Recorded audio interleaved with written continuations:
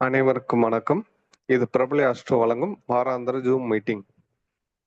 வாரம் நமது இந்த ஜூம் மீட்டிங்கில் கலந்து கொள்ளும் நண்பர்களின் உதவியோட நம்ம புது புது தலைப்போட நம்ம புது ரகசியங்கள் எல்லாம் இங்க வெளிப்படுத்துறோம். இது எல்லா ரகசியங்களும் எல்லா ஜோதிடர்களோட ஆஹ், அவங்களோட எக்ஸ்பீரியன்ஸ்ல அவங்களோட ஆய்வுகளை இங்க பகிர்றாங்க. இது கண்டிப்பா எல்லாருக்கும் உபயோகமாக இருக்கும்னு நான் நம்புறோம். இந்த தகவல்களை நீங்க கேட்கறது மட்டும் இல்லாம உங்க நண்பர்களுக்கும் பகிரும் மாதிரி கேட்டுக்கொள்கிறோம். ஸோ நமக்கு இங்க இந்த தளத்துக்கு பாத்தீங்கன்னா 3 விதமான யூடியூப் சேனல் இருக்குது. ஒன்று பிரபல அஸ்ட்ரோங்கிற யூடியூப் சேனல், ரெண்டாவது ஸ்ரீவாரி அஸ்ட்ரோ அப்படிங்கிற யூடியூப் சேனல், மூணாவதாக Sri Ranga Astro YouTube channel. 3 channel இருக்குது. இந்த 3 சேனல்லையும் இந்த காணொலியில் கிடைக்கும். நீங்க இந்த யூடியூப்ல சப்ஸ்கிரைப் பண்ணி நீங்க எல்லாத்துக்கும் ஷேர் வீடியோக்குள்ள பார்த்து நீங்க எல்லாத்தையும் ஷேர் பண்ணணும்னு கேட்டுக்கொள்கிறோம். இந்த வாரம் தலைப்புக்குள்ள போறதுக்கு முன்னாடி விநாயகர் போற்றி நாம் பார்த்துருவோம். விநாயகர் ஸ்துதி. ஓம் கம் கம் கணபதியே நமக. ஓம் கம் கம் கணபதியே நமக. ஓம் கம் கம் கணபதியே நமக. இப்போ நம்ம இந்த வார தலைப்பு பார்த்தோம்னா மகர வீட்டின் பலன்கள் அப்படிங்கிற தலைப்புல போட்டிருக்கோம். இந்த மகர வீட்டின் பலன்கள் அப்படிங்கிறது என்ன நம்ம சொல்ல வரோம்னா, அந்த வீட்டினோட ரகசியங்கள். அதாவது எந்த நவகிரகங்களிலும் ஏதாவது ஒரு வீட்டுல நமக்கு குடியிருப்பு, அதாவது சஞ்சாரம், கோச்சாரத்தில் சஞ்சாரம் பண்ணிட்டே இருக்கும் 12 வீடுகள்லயும். அப்படி பிறக்கும் போது நமக்கு எந்த வீட்டுல 12 வீடுகள்லயும் ஏதாவது ஒரு வீட்டுல கிரகங்கள் அமர்ந்தே தீரும். அப்படி அமரும் போது மகர வீட்டோட குணாதிசயங்கள் என்ன, அதோட காரத்துவங்கள் என்ன அப்படிங்கறத நம்ம இந்த வீடியோவோட நோக்கமே. அப்போ நம்ம நம்ம நவகிரகங்களுக்கு நம்ம இது வரைக்கும் பார்த்திருப்போம். அதுக்கு கேரக்டர்ஸ் இருக்குது, அதுக்கு ஆதிபத்தியம் இருக்குது, எல்லாமே நம்ம பாக்குறோம். வீட்டுக்கும் ஒரு ஆதிபத்தியமும் இருக்கு, அதுக்கு காரத்துவமும் இருக்குங்கிறத நம்ம உணரணும். அப்ப அந்த வீடு என்ன நமக்கு தரும், அப்ப அந்த வீட்டு தன்மையை பொறுத்துதான் நமக்கு எல்லாமே நன்மைகள் தீமைகள் எல்லாமே நடக்கும். ஸோ அந்த வீடு நல்ல வீடா கெட்ட வீடா, இயற்கையாவே அது எப்படி அமைக்கப்பட்டிருக்கு, அந்த வீட்டோட நேச்சர் என்னங்கிறத நம்ம இங்க புரிஞ்சுக்கிறோம். ஸோ இதை நிறைய பேர் சொல்லியிருக்கலாம். நாங்க இதுல எங்களோட ஆய்வின் மூலமா உங்களுக்கு கண்டிப்பா ஒரு புது விதமான தகவல்களை கண்டிப்பா ஷேர் பண்ணுவோம். ஏன்னா எங்களோட சேர்ந்திருக்கிறது எல்லாமே பல ஆயிரம் ஜாதங்கள் பார்த்த கிட்டத்தட்ட லட்சக்கணக்கான ஜாதங்கள், லட்சத்துக்கு எட்டின ஜாதங்கள் பார்த்த வல்லுநர்கள் நிறைய பேர் இங்க பகிர்றாங்க. கண்டிப்பா இந்த வீடியோ உங்களுக்கு எல்லாத்துக்கும் பயனுள்ளதாக இருக்கும். இப்போ அந்த மகர வீட்டுக்கான பலன்களை பார்ப்போம். முதல்ல பாத்தீங்கன்னா, மகர வீடு காலபுருஷனோட 10வது வீடு. இது ராஜகேந்திரத்துல ஒரு முக்கியமான ஒரு கேந்திரம். ஸோ இப்ப நம்ம காலபுருஷ தத்துவப்படி 10வது வீடா இது வரும். அப்போ நமக்கு தர்ம கர்மாதிபதிங்கிற இடத்துல சொல்லக்கூடிய ஒரு பெருங்கேந்திரம் இதுதான். பெருங்கோணம் தனுசு வீடு, பெருங்கேந்திரம் மகர வீடு. இந்த அந்த கர்மத்தை குறிக்கக்கூடிய அந்த 10வது வீடு தான் நம்மளோட உழைப்பு, நம்மளோட நமக்கு கிடைக்கக்கூடிய கர்மா. இதெல்லாம் நமக்கு இந்த வீட்டுல இருந்து எடுத்துக்க முடியும். அப்போ எப்பயுமே ஒரு ஜாதகத்தை பார்க்கும்போது நம்ம ஒரு வீட்டுக்கு, அதாவது நம்ம லக்னம் 12 லக்னம் எதுவாக இருந்தாலும், 12 எதுவாக இருந்தாலும் இந்த மகர வீடு என்ன சொல்ல வருது. அப்போ அந்த மகர வீடு நமக்கு எப்பயுமே ஒரு பலன் பார்க்கும்போது ஒரு ஸ்டெப்னி மாதிரிதான் நம்ம காலபுஸ்தகத்தை நம்ம யூஸ் பண்றோம். இப்போ ஒரு ஒரு ஒரு ஒரு ஜாதகரோட லக்னத்துக்கு 10ஆம் வீடு தொழில் எப்படி அமையும், அவங்களுக்கு உழைப்பு எப்படி இருக்கும், அவங்களோட முன்னேற்றங்கள் எப்படி இருக்கும் அப்படிங்கிறது, பேரு புகழ் பட்டம் பதவி எல்லாமே இந்த 10ஆம் வீடை வச்சுதான் எடுக்கிறோம். அந்த 10ஆம் வீடு இந்த மகர வீட்டையும் நம்ம சேர்த்து பார்க்கிறோம். ஒருத்தருக்கு தொழில் செய்யலாமா, அவங்களுக்கு எந்த மாதிரி இருக்கும், அவங்க நிர்வாகம் திறமை எப்படி இருக்கும் அப்படிங்கறத நம்ம இங்க உணர முடியும். ஒருத்தருக்கு எவ்வளவு தூரம் அங்கீகாரம் கிடைக்கும், ரெகக்னேஷன் சொல்லுவோம்ல, அந்த அங்கீகாரம் எவ்வளவு தூரம் கிடைக்குங்கிறதும் நம்ம 10ஆம் வீட்டுல தான் எடுக்கிறோம். ஒருத்தருக்கு கர்ம புத்திரன் அப்படிங்கிறதும் நம்ம 10ஆம் வீட்டு மூலமா தான் எடுக்கிறோம்.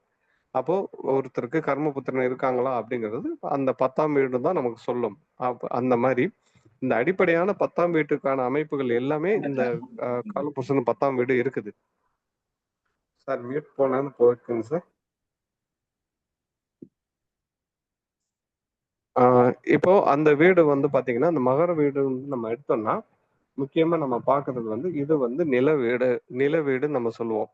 ஸோ அதோட தன்மை வந்து தத்துவம் நில தத்துவத்துல வரும். அந்த நில தத்துவம் அப்படிங்கிறது எப்படி இருக்கும்னா, நீரும் நிலமும் சேர்ந்த ஒரு சேறு அப்படிங்கிற மாரி இருக்கும். சேறு போல ஒரு கலந்த ஒரு இதுதான் இந்த மகர வீடு. இந்த வீடு வந்து பார்த்தீங்கன்னா, மகர வீடு உங்களுக்கு ஆ ஒரு சதுப்பு நிலம் அப்படின்னு நம்ம சொல்லலாம். நீரும், நிலமும் சேர்ந்து கலந்த ஒரு வீடு அப்படின்னு நம்ம சொல்லலாம். இந்த வீட்டோட தன்மை பார்த்தீங்கன்னா, இதுக்கு ஒரு முதலை நம்ம வந்து சொல்லுவாங்க. முதலை. நம்ம நீர் பகுதியிலயும், நிலத்திலயும் இருக்கிற முதலைய சின்னமா வச்சிருப்பாங்க. அப்போ இந்த வீட்டுக்கு வந்து பார்த்தீங்கன்னா, மகர வீட்டுக்கு வந்து பார்த்தீங்கன்னா, உங்களுக்கு வந்து ஒரு சர வீடாவும் நம்ம சொல்றோம். ஸோ நமக்கு வந்து 4ஏ 4 மேசத்துலருந்து ஆரம்பிச்சீங்கன்னா, 4ஏ 4 சர வீடு தான் இருக்கும். அந்த சர வீடு நிலைத்த வீடு. அந்த வீட்டுக்குலருந்து க க ஒரு கிரகம் தசை நடத்துனா, நல்ல ஒரு பலன்கள நல்ல தெம்பா குடுக்குங்கிறத நம்ம உணர முடியும். அப்போ நமக்கு வந்து 4 சர வீடுகள்ல தான் முக்கியமான கிரகங்கள் உச்சமாகுங்க. இப்போ நம்ம மேசம் எடுத்தோம்னா, மேசத்துல சூரியன் உச்சமாவார். கடகம் ஒரு சரவீடு அங்க குரு உச்சமாவார். இப்போ இதுல நம்ம இதுல துலாம்ல பாத்தீங்கன்னா சனி உச்சமாவார். நம்ம இதுல வந்து பாத்தீங்கன்னா மகரத்துல வந்து செவ்வாய் உச்சமாவார். ஏன் செவ்வாய் அங்க உச்சமாவாருங்கிற சூட்சமத்தை பாத்தீங்கன்னா, அது வந்து உழைப்புக்கு ஒரு பேர் போன ஒரு வீடு. அந்த உழைப்புக்கு பேர் போன வீடு. சனிங்கிறது நமக்கு எல்லாத்துக்கும் தெரியும். கடின உழைப்ப சுட்டிக்காட்டும். சோ அந்த வீட்டோட தன்மை நேர்மை, நிதானம் அந்த மாரி ஒரு நல்ல ஒரு விஷயங்கள்லாம் இதெல்லாம் இருக்கும். உழைப்பு, கடின உழைப்பு எல்லாத்தையும் சுட்டிக்காட்டுறது மகர வீடு தான். இந்த வீட்டுக்கு வந்து பார்த்தீங்கன்னா, இது வந்து அ சனியோட பெண் வீடு. இந்த சனியோட பெண் வீடு விடுதி வீடு. அப்போ முக்கியமான வீடு சனிக்கு கும்பத்துல வரும். அது அடுத்த வாரம் நம்ம அத பத்தி பேசுவோம். இப்ப சனியோட விடுதி வீடு இது வந்து மகர வீடு. இந்த வீடு வந்து பார்த்தீங்கன்னா, இங்க நம்ம வந்து அந்த ஒரு இதுல பார்த்தீங்கன்னா நம்ம ராசி மண்டலத்துல பாத்தீங்கன்னா, இது கடைசிக்கு முன்னாடி வீடா இருக்கும். அப்புறம் கடைசி வீடு பாத்தீங்கன்னா, கும்பமா இருக்கும். நம்மளோட வசதிக்காக நம்ம வந்து கட்டமா போட்டிருக்கோம். ஆனா வான்வெளியில பாத்தீங்கன்னா, அது வட்டமா இருக்கும். அந்த வட்டத்துல பாத்தீங்கன்னா, கடைசியா வரும். ஏன் அப்படின்னா, நடுவுல நமக்கு வந்து முதல்ல வந்து சிம்மமும், கடகமும், சிம்மமும் பாத்தீங்கன்னா, அரசவையில இருக்கிற ராஜா, ராணி நம்ம எடுத்துக்கிட்டாலும், அதுக்கப்புறம் அந்த பக்கம் பாத்தீங்கன்னா, மந்திரிக்கு அதாவது இளவரசனுக்கு புதன் வீடுகள் இருக்கும். ஆ மிதுனம், கன்னியும். அதுக்கடுத்த வீடு பார்த்தீங்கன்னா, இளவரசி அப்படிங்கிறது சுக்கிரனும் குறிக்கும். ரிஷமம், துலாம் அடுத்து வரும். அதுக்கடுத்த வீடு வந்து பார்த்தீங்கன்னா, நம்ம சேவகன், தளபதி அப்படின்னு சொல்லக்கூடிய செவ்வாய் வீடுகள் இருக்கும். அது மேசமும் விருச்சிகமா வரும். கடைசியா மந்திரி இருக்கும். மந்திரி அதாவது கடைசியில அதுக்கு அடுத்த நிலையில மந்திரி இருக்கும். மந்திரி தான் வந்து குரு. குரு வந்து நம்ம குருமார்கள் நமக்கு சொல்லக்கூடிய மீனமும் தனுசும் வரும். இது கடைசியா நமக்கு வந்து ஒரு கடைநிலை ஊழியனா ஒரு சிப்பாயா இருக்கிறது தான் சனியோட வீடுகள். அதுலதான் அந்த கடைசிக்கு முன்னாடி வீடு தான் நமக்கு வந்து சேவகனுக்கு நம்ம இங்க எடுத்துக்கிறோம். அப்போ ஏன் 10ஆம் இடத்துல செவ்வாய் உச்சமாகுதுன்னா, அந்த ஒருத்தருக்கு வந்து நல்ல ஒரு தொழில், நல்ல ஒரு முன்னேற்றம் அப்படிங்கன்னா 10ல செவ்வாய் இருக்கிறது வந்து ரொம்ப சிறப்பு. அங்க திக்பலம் ஆவாரு. உழைப்புக்கு மேன்மை சொல்லக்கூடியது செவ்வாய் அங்க உச்சமாகிறது நல்ல ஒரு விஷயம்.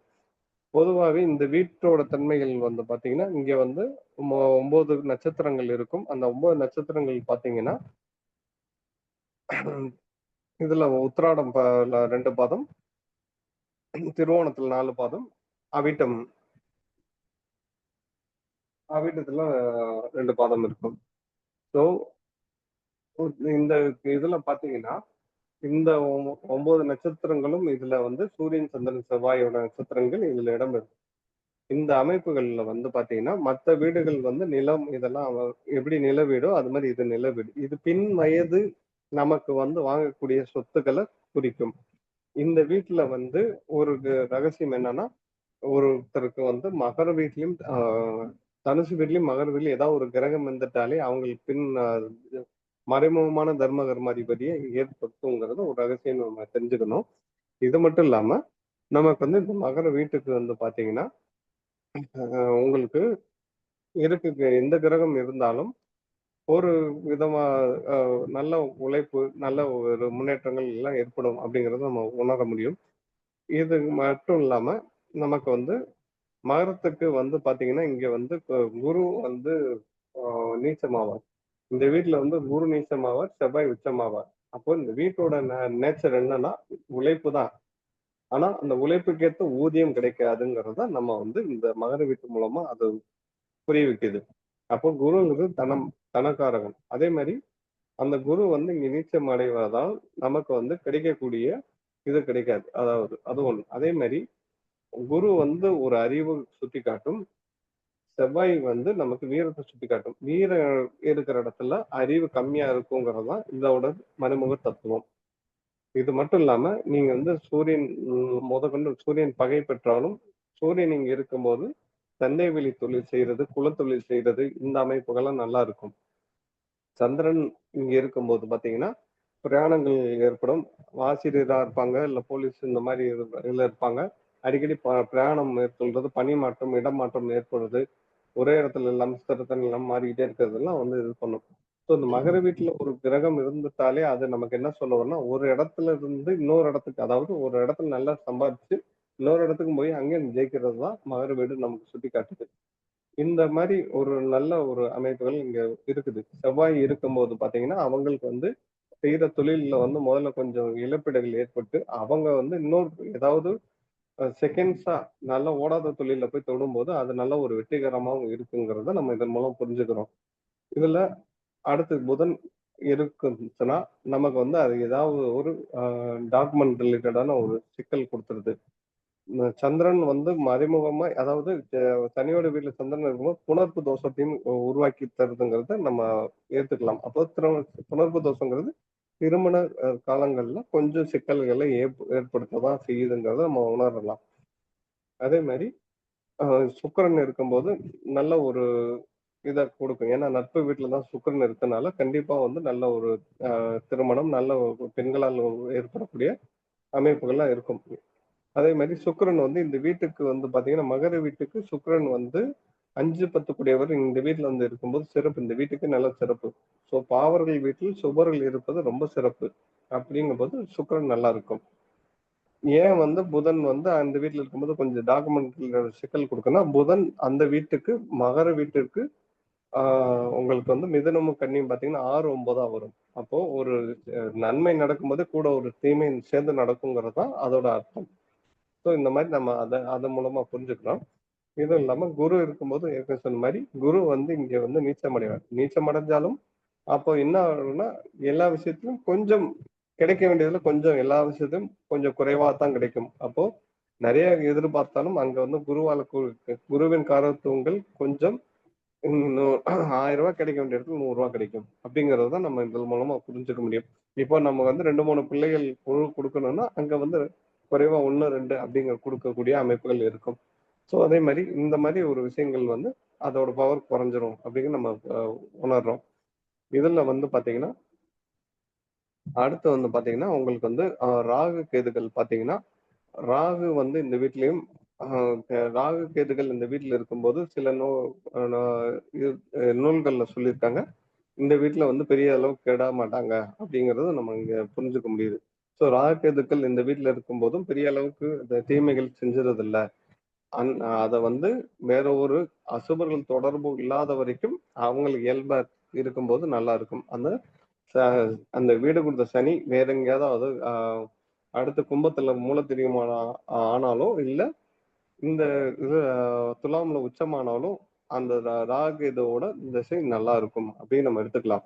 இது இல்லாம வேற எங்கேயாவது விருச்சிகத்துல இருந்து மகரத்தை சனி பார்த்தாலோ, செவ்வாய் ராகுவோட சேர்ந்தாலோ, இல்ல வேற ஏதாவது இடத்துல இருக்கும்போது தான் அவர்கள் பாவங்களோட சேரும்போது கொஞ்சம் பாவ தன்மைகள் அதிகமாக கிடைக்கிறது. அந்த காரத்துவங்கள் மட்டுப்படுதுங்கிறத நம்ம உணர முடியும்.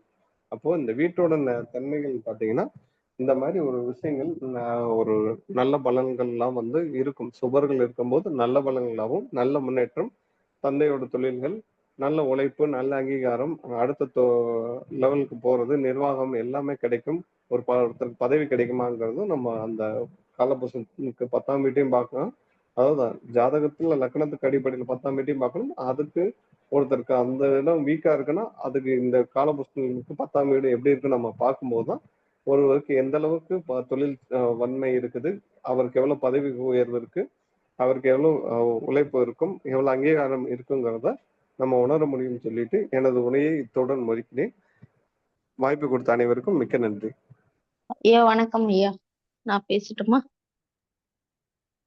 அடுத்து யாரு தெளிவா நன்றி ஐயா. ஒவ்வொரு பாவத்தை பத்தி ஒவ்வொரு கிரகம் மகர வீட்டுல இருந்தா இது மாதிரி பலன் கொடுக்குன்னு தெளிவா சொன்னாங்க. ஐயா அவர்களுக்கு நன்றி. சார் இவங்கள பேசல எனக்கு பண்ணி ராம் சார்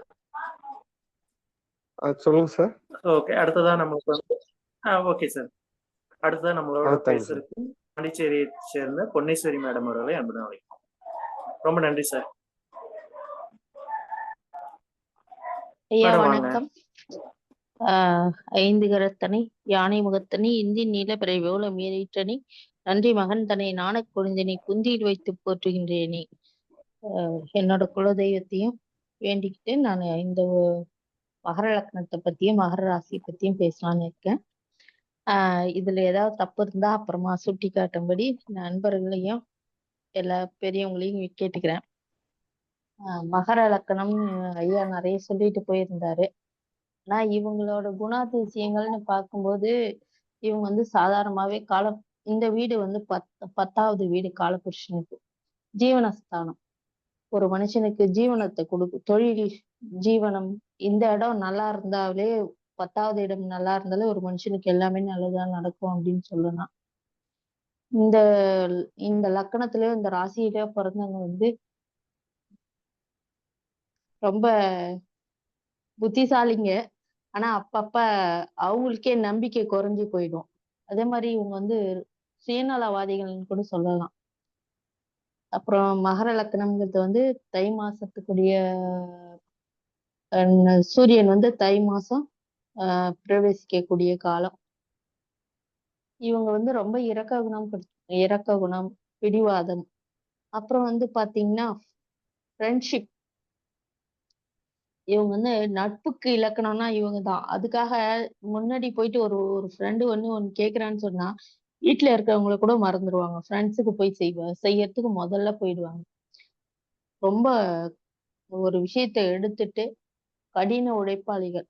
இப்ப இவங்ககிட்ட ஒரு பொறுப்பை கொடுத்துட்டோம்னா அதை ஆராய்ஞ்சு பார்த்து அதை எப்படி செஞ்சா நல்லா இருக்கும்னு சொல்லி வழியா செஞ்சு அதுல ரொம்ப அந்த விஷயத்த ரொம்ப ஃபர்ஸ்ட் லெவல்ல கொண்டு வருவாங்க. அதாவது முதல் தரமா அந்த விஷயத்த செஞ்சு முடிப்பாங்க. அதுக்கப்புறம் பாத்தீங்கன்னா மகர வீடுங்கிறது ஒரு சதுப்பு நிலம், சேரும் சகதியுமா இருக்கக்கூடிய இடம்னாலும் அது நிலங்கிற அந்த நிலையும் சரம்ங்கிற அந்த தண்ணியும் சேரும் போது என்ன ஆகும்னா அவங்கள வேகமானவங்க தான், ஆனா கட்டுப்படுத்தி சிந்திக்க வைக்கிறதுக்கு இந்த சரம் நிலம்ங்கிறது அந்த இடத்துல இருக்குது. ரொம்ப கோவப்படாது நிலம். சரம்ங்கிறது வேகமா போகக்கூடியது. அந்த அவங்களோட கோபத்தை கட்டுப்படுத்தும். ஏன்னா இந்த இடத்துல கோபம் எப்படி வரும்னா செவ்வாய் உச்சமாகிறது இவங்களுக்கு. அதனால தேவையில்லாத கோபங்கள் அதிகமா வரும். அதே மாதிரி சனி பகவான் அடிக்கடி தன்னோட நிலையை மறந்து போயிடுவாரு. நமக்கு எல்லாம் தெரியுங்கிறதையே மறந்துடுறது. அதே மாதிரி இவங்களுக்கு தன்னை பற்றி சிந்தனை அதிகம். தனக்கு மரியாதை இல்லை அப்படிங்கும் போது அந்த இடத்துக்கே அவங்க அதை பத்தியே நினைக்க மாட்டாங்க. அந்த இடத்த பத்தியோ அந்த இடத்துல தன்னை நிலைப்படுத்திக்கணும்னு அவங்க நினைக்கவே மாட்டாங்க. ரொம்ப பொறுமையா ஒரு விஷயத்தையும் நிதானமாவும் ஒரு சிலர் செய்வாங்க. இவங்க இருக்கிற இடமே பொதுவா அந்த இடம் வளமா ஆயிடும். வளமா ஒரு புதுசா ஒரு இது கடைக்கு போறாங்க, அந்த கடையில வேலை செய்யறோம்னா அந்த இடம் ரொம்ப செழிப்பாவும் வளமாவும் ஆயிடும். அதே போல பாத்தீங்கன்னா அதாவது இவங்களும் வளர்ந்துருவாங்க, அவங்க இருக்கிற இடமும் வளர்ந்துரும். ஏதோ ஒரு விதத்துல இவங்க வெளிநாட்டு தொடர்புடைய அந்த கம்பெனியோ இல்ல அதை சார்ந்தோ அல்லது அவரோட நண்பர்களோ இருக்கிறதுக்கு இவங்க வேலை செய்யற இடத்துல எந்த விதத்திலயும் ஒரு தொடர்பு இருக்கும். அது இல்லாம இவங்க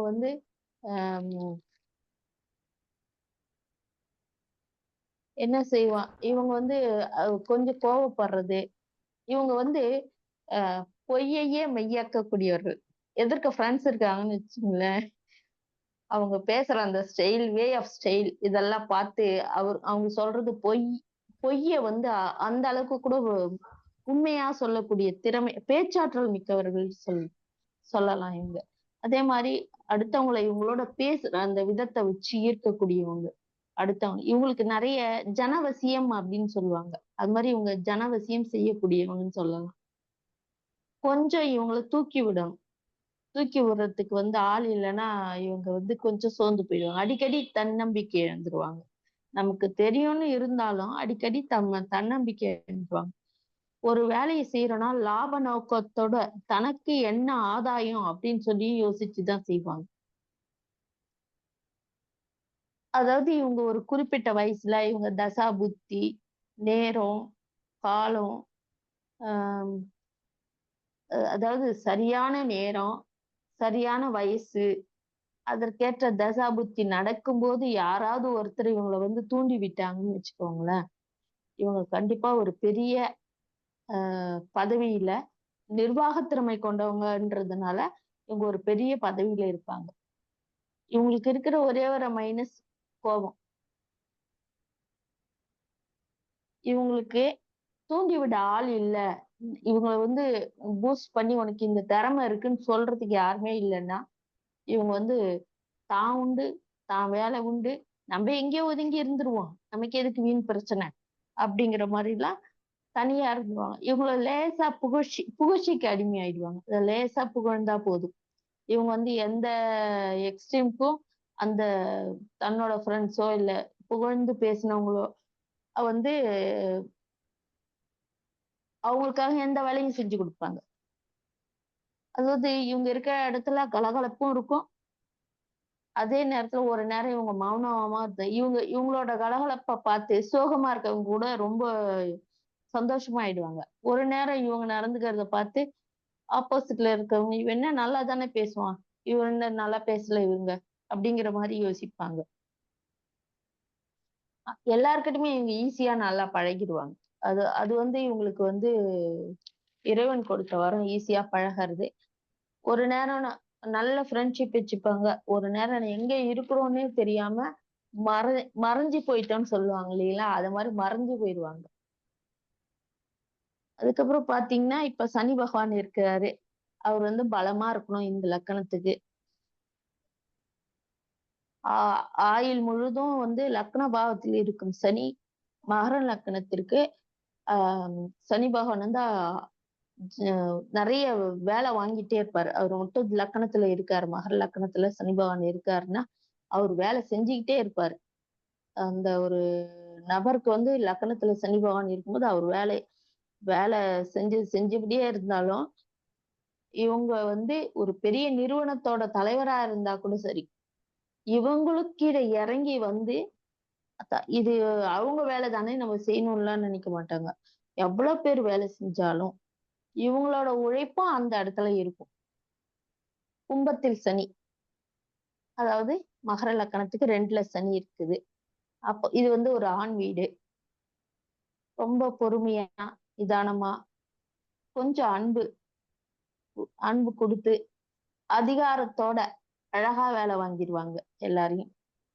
அடிப்படையில சனி ஆதிக்கத்தில் ஏதோ ஒரு விதத்துல இரும்பு சம்பந்தப்பட்ட தொடர்பு இருக்கும். இரும்பு சம்பந்தப்பட்ட வேலை தொடர்பு இருக்கும். மேலும் வந்து அழுக்கு, இப்ப ஒரு அழுக்குன்னு வச்சுக்கோங்களேன், அங்க வந்து மெக்கானிக் ஷாப்பா இருக்கும். அதாவது தூசி தும்பு இதெல்லாமே சனி பகவான் தான். அப்ப வந்து மெக்கானிக்கல் ஷாப்ல ஒரு மெக்கானிக்கா இருக்காருன்னா, ஒரு அர்ஜென்ட்னா அவரோட ட்ரெஸ் அழுக்காயிடும். அப்ப அழுக்குன்னும் போது இங்க சனி பகவான் வந்துடுறாரு. என்னதான் வேலையாட்களை வச்சிருந்தாலும் இவர் வந்து வேலையாட்கள் எப்படி வேலை செய்யறான்னு பக்கத்துல நின்று கவனிப்பார். இது கும்பராசி வந்து காற்று தத்துவம். அதனால இந்த வீட்டுல சனி பகவான் இருக்கிறவங்க வந்து அதிகமா வந்து பயணம் செய்யக்கூடியவர்களா இருப்பாங்க.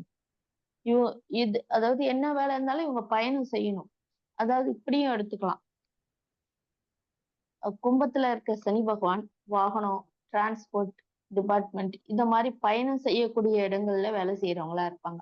இல்லைன்னா ஊர் விட்டு ஊர் போய் வேலை செய்யக்கூடியவங்களா இருப்பாங்க. இதெல்லாம் இவங்களுக்கு ரொம்ப பிடிக்கும். மீனத்துல சனி 3ல காலபுருஷனுக்கு 12ஆம் இடம். அதனால இங்க இங்க இருக்கிற சனி பகவான் அதிக பயணத்தை மேற்கொள்ள செய்வார். கொஞ்சம் கௌரவமான இடம். ஏன்னா குருவோட வீடு. அதனால கொஞ்சம் கௌரவமா அடிக்கடி வெளியூர், வெளிநாடு பயணம். அதன் மூலம் ஜீவனம் கிடைக்கும் அவருக்கு. சனி ஆதிக்கம் கொண்டவர்கள் பொதுவாவே ஒரு வேலை தெரிஞ்சு நான் நல்ல ட்ரெஸ் போட்டிருக்கேன் அப்படிலாம் யோசிக்க மாட்டாங்க. அந்த இடத்துல உடனே இறங்கி வேலை செய்வாங்க. இந்த இந்த வேலை உங்களுக்கு தெரியல, அது செஞ்சு காட்டணும். அது மட்டும்தான். சனி ஆதிக்கம் இருந்தாலே முக்கால்வாசி அப்படிதான் இருப்பாங்க. மேன்மையான ஒரு அந்த பயணம் செய்யறதுனால, வெளிநாட்டு பயணங்கள் செய்யறதுனால இவங்களுக்கு மேன்மையா பயணத்தின் மூலம் ஜீவனமா பொருளாதாரம் இதெல்லாம் வந்து அதிகமா இருக்கும். இவங்க வந்து இந்த இரும்பு சம்பந்தப்பட்ட பொருட்கள் வந்து வச்சு வேலை வாங்குறது வந்து இவங்களுக்கு வந்து சனி பகவானும் அங்க குருவும் சம்மந்தப்படுறதுனால கொஞ்சம் ரொம்ப அழுக்காகாம ஓரளவுக்கு ஆட்களை வச்சு வேலை வாங்கக்கூடிய ஜீவனமா இருக்கும் இவங்களுக்கு. அடுத்து பாத்தீங்கன்னா மேஷத்தில் சனி 4ல வந்து சனி பகவான் நீச்சம். தாயாருக்கு ஒரு சில நேரங்கள்ல அடிக்கடி உடல்நிலை குறைவு வரும். தாயாருக்கு வந்து கால் வலி அது மாதிரி இருக்கிறதுக்கு வாய்ப்பு இருக்கு. இவங்கெல்லாம் வந்து அரசாங்கத்தில் வேலை செய்யக்கூடியவங்களா இருப்பாங்க. அதிகாரியாகவோ அல்லது கீழ்நிலையில் உள்ள வேலை செய்யக்கூடியவர்களாக இருக்க வாய்ப்பு இருக்கு. ரிஷபத்தில் சனி 5ல் சனி. இங்க இருக்கிற சனி பகவான் ரொம்ப இந்த மகர லக்னக்காரர்களுக்கு அதிர்ஷ்டம் வாய்ந்தவர்களாக இருப்பார்கள். இது ரொம்ப கௌரவமான இடம்.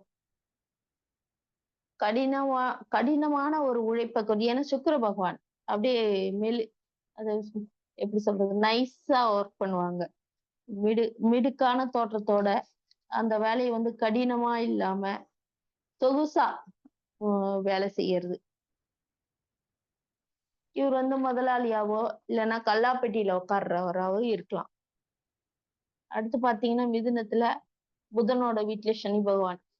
அடிப்படையில 6வது வீட்டுல சனி பகவான் இருந்தாலே நல்லது நடக்கும். ஆனா இங்க வந்து அவ்வளவா நல்லது இருக்காது. முதலீடு போட்டு இவர் வந்து கண்டிப்பா தொழில் செய்யக்கூடாது. பொதுவாவே சனி பகவானா முதலீடு போட்டு தொழில் செய்யக்கூடாது. இங்க இருக்கும்போது செய்யாது இருக்கிறது நல்லது. அடிக்கடி டாக்குமெண்டேஷன் பிரச்சனை வர்றதுக்கு வாய்ப்பு இருக்கும். அதாவது ஒரு சில ஃபைல்ஸ் வச்சுட்டு தேடிட்டு கிடப்பாங்க. அப்புறம் வந்து முதல் போடாத உத்தியோகம் செய்யறது நல்லது. ஒருத்தர் கீழே வேலை செய்யறது. அடுத்து கடகத்துல சனி 7. இவங்க வந்து கடல் கடந்து போய் ஜீவனம் செய்யறதுக்கு வாய்ப்பு இருக்கு. கப்பல்ல வேலை செய்வாங்க. வெளியூர், வெளிநாட்டு பயணம். இதன் மூலம் வருமானம். இங்க வந்து மருத்துவ துறையிலயும் ஒரு சிலர் வேலை செய்யலாம். மருந்து கொடுப்பவங்க அது மாதிரி. செவ்வாய்னா மருந்து கொடுப்பவர், சனினா மருந்து. அதாவது சனி பகவான் நோயை அழிக்கக்கூடியவர். நோயை அழிக்கணும்னா மருந்து வேணும். மருந்து கொடுப்பவர் செவ்வாய், சனி நோயை அழிக்கக்கூடியவர். அதனால வந்து இங்க மருத்துவத்துறையை சார்ந்தவங்களும் இந்த கடகத்துல சனி இருக்குது மகர லக்னத்துக்குன்னா அதுலயும் அவங்க வேலை செய்யறதுக்கு வாய்ப்பு இருக்கு. சிம்மத்தில் சனி 8ல இருப்பாரு. ஆனா ஆயுள்காரகன் என்னதான் ஆயுள்காரகனா இருந்தாலும் சனி பகவான் இங்க உட்காந்தா நல்லா செய்வாருன்னா எந்த அளவுக்கு செய்வாருன்றது இது குறைச்சலாவே இருக்குது. இங்க இருக்கிற அந்த மகர லக்னக்காரர் இந்த இடத்துல சனி இருக்கும்போது போராடி தன்னோட ஜீவனத்தை போராடி ஜெயிச்சுக்குவார். அதே மாதிரி போராடும் குணமுடையவர் தான் சனி பகவானே. அப்பப்ப அவருக்கு வந்து தாழ்வு மனப்பான்மை வந்துடும். ஏதோ ஒரு விதத்துல கவலையோடயே இருப்பாரு.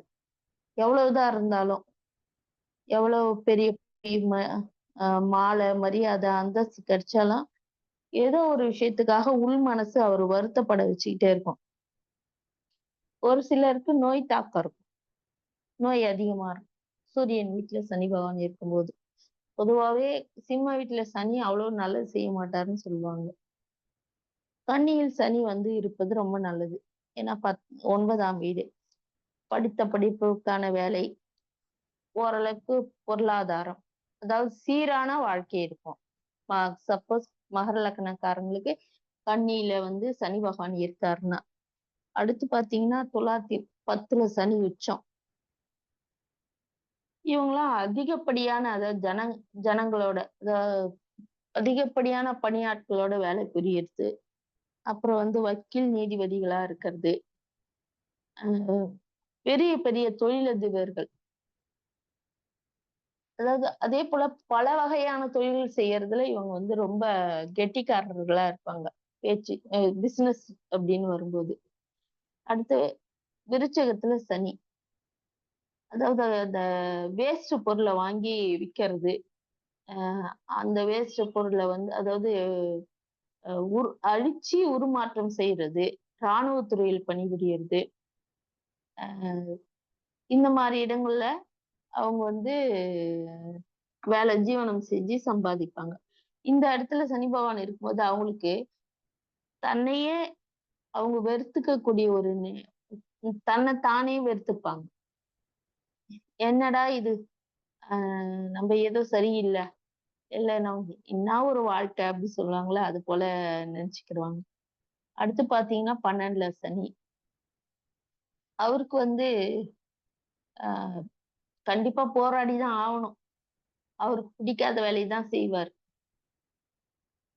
இப்போ பொதுவாவே பாத்தீங்கன்னா மகர லக்னத்துல ஜனனம் எடுத்தவங்க சனி பலமா இருக்கணும், புதன் சுக்கிரன் நல்ல நிலையில் இருக்கணும், பகை கிரகங்கள் வலுப்பெறக்கூடாது.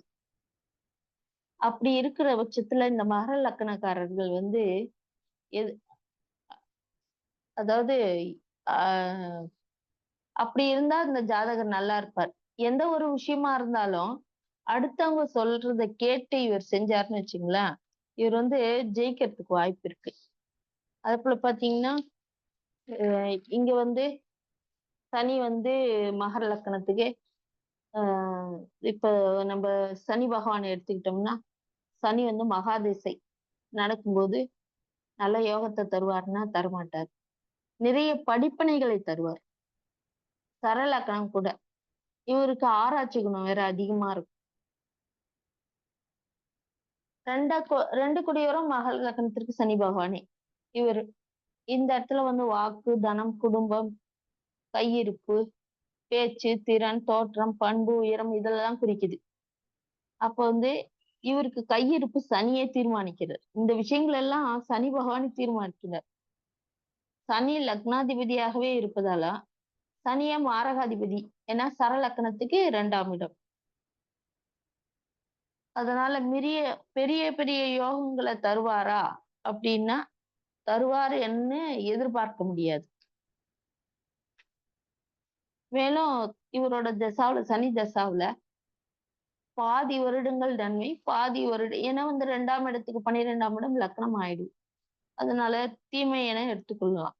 இவர் வந்து இந்த சனி தசாவுல மகர லக்னக்காரங்களுக்கு நிறைய படிப்பினைகளை தருவார்.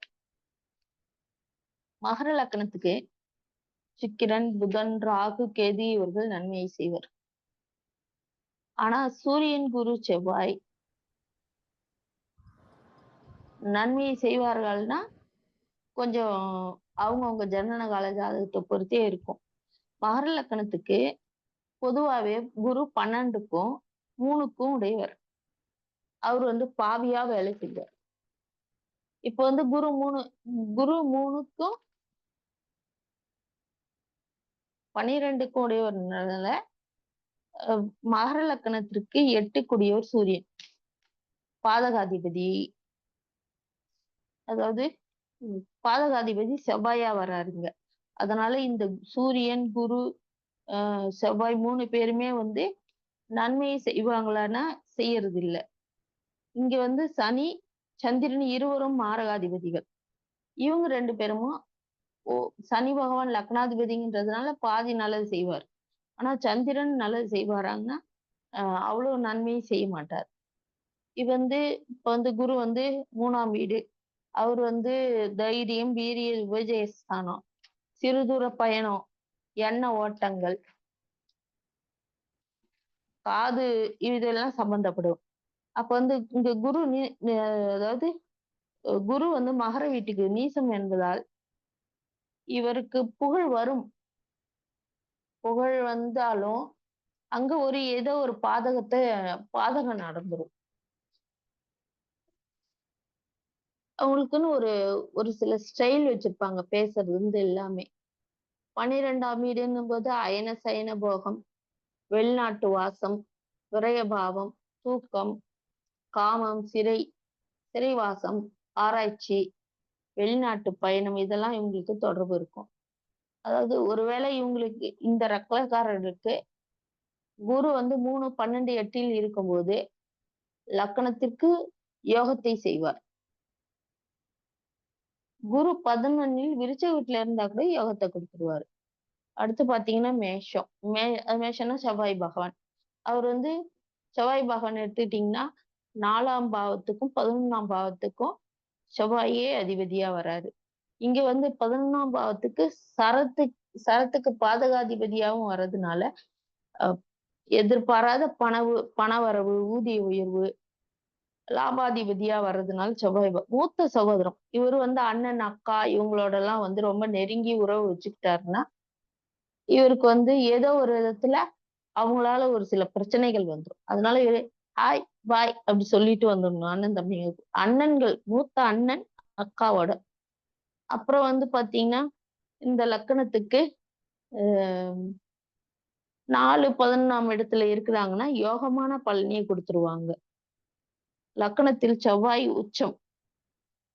அப்படி லக்கணத்துல செவ்வாய் பகவான் உட்காந்துட்டாருன்னா இவருக்கு நன்மையை செய்வார். லக்கணத்துக்கு 7ல நீச்சம்.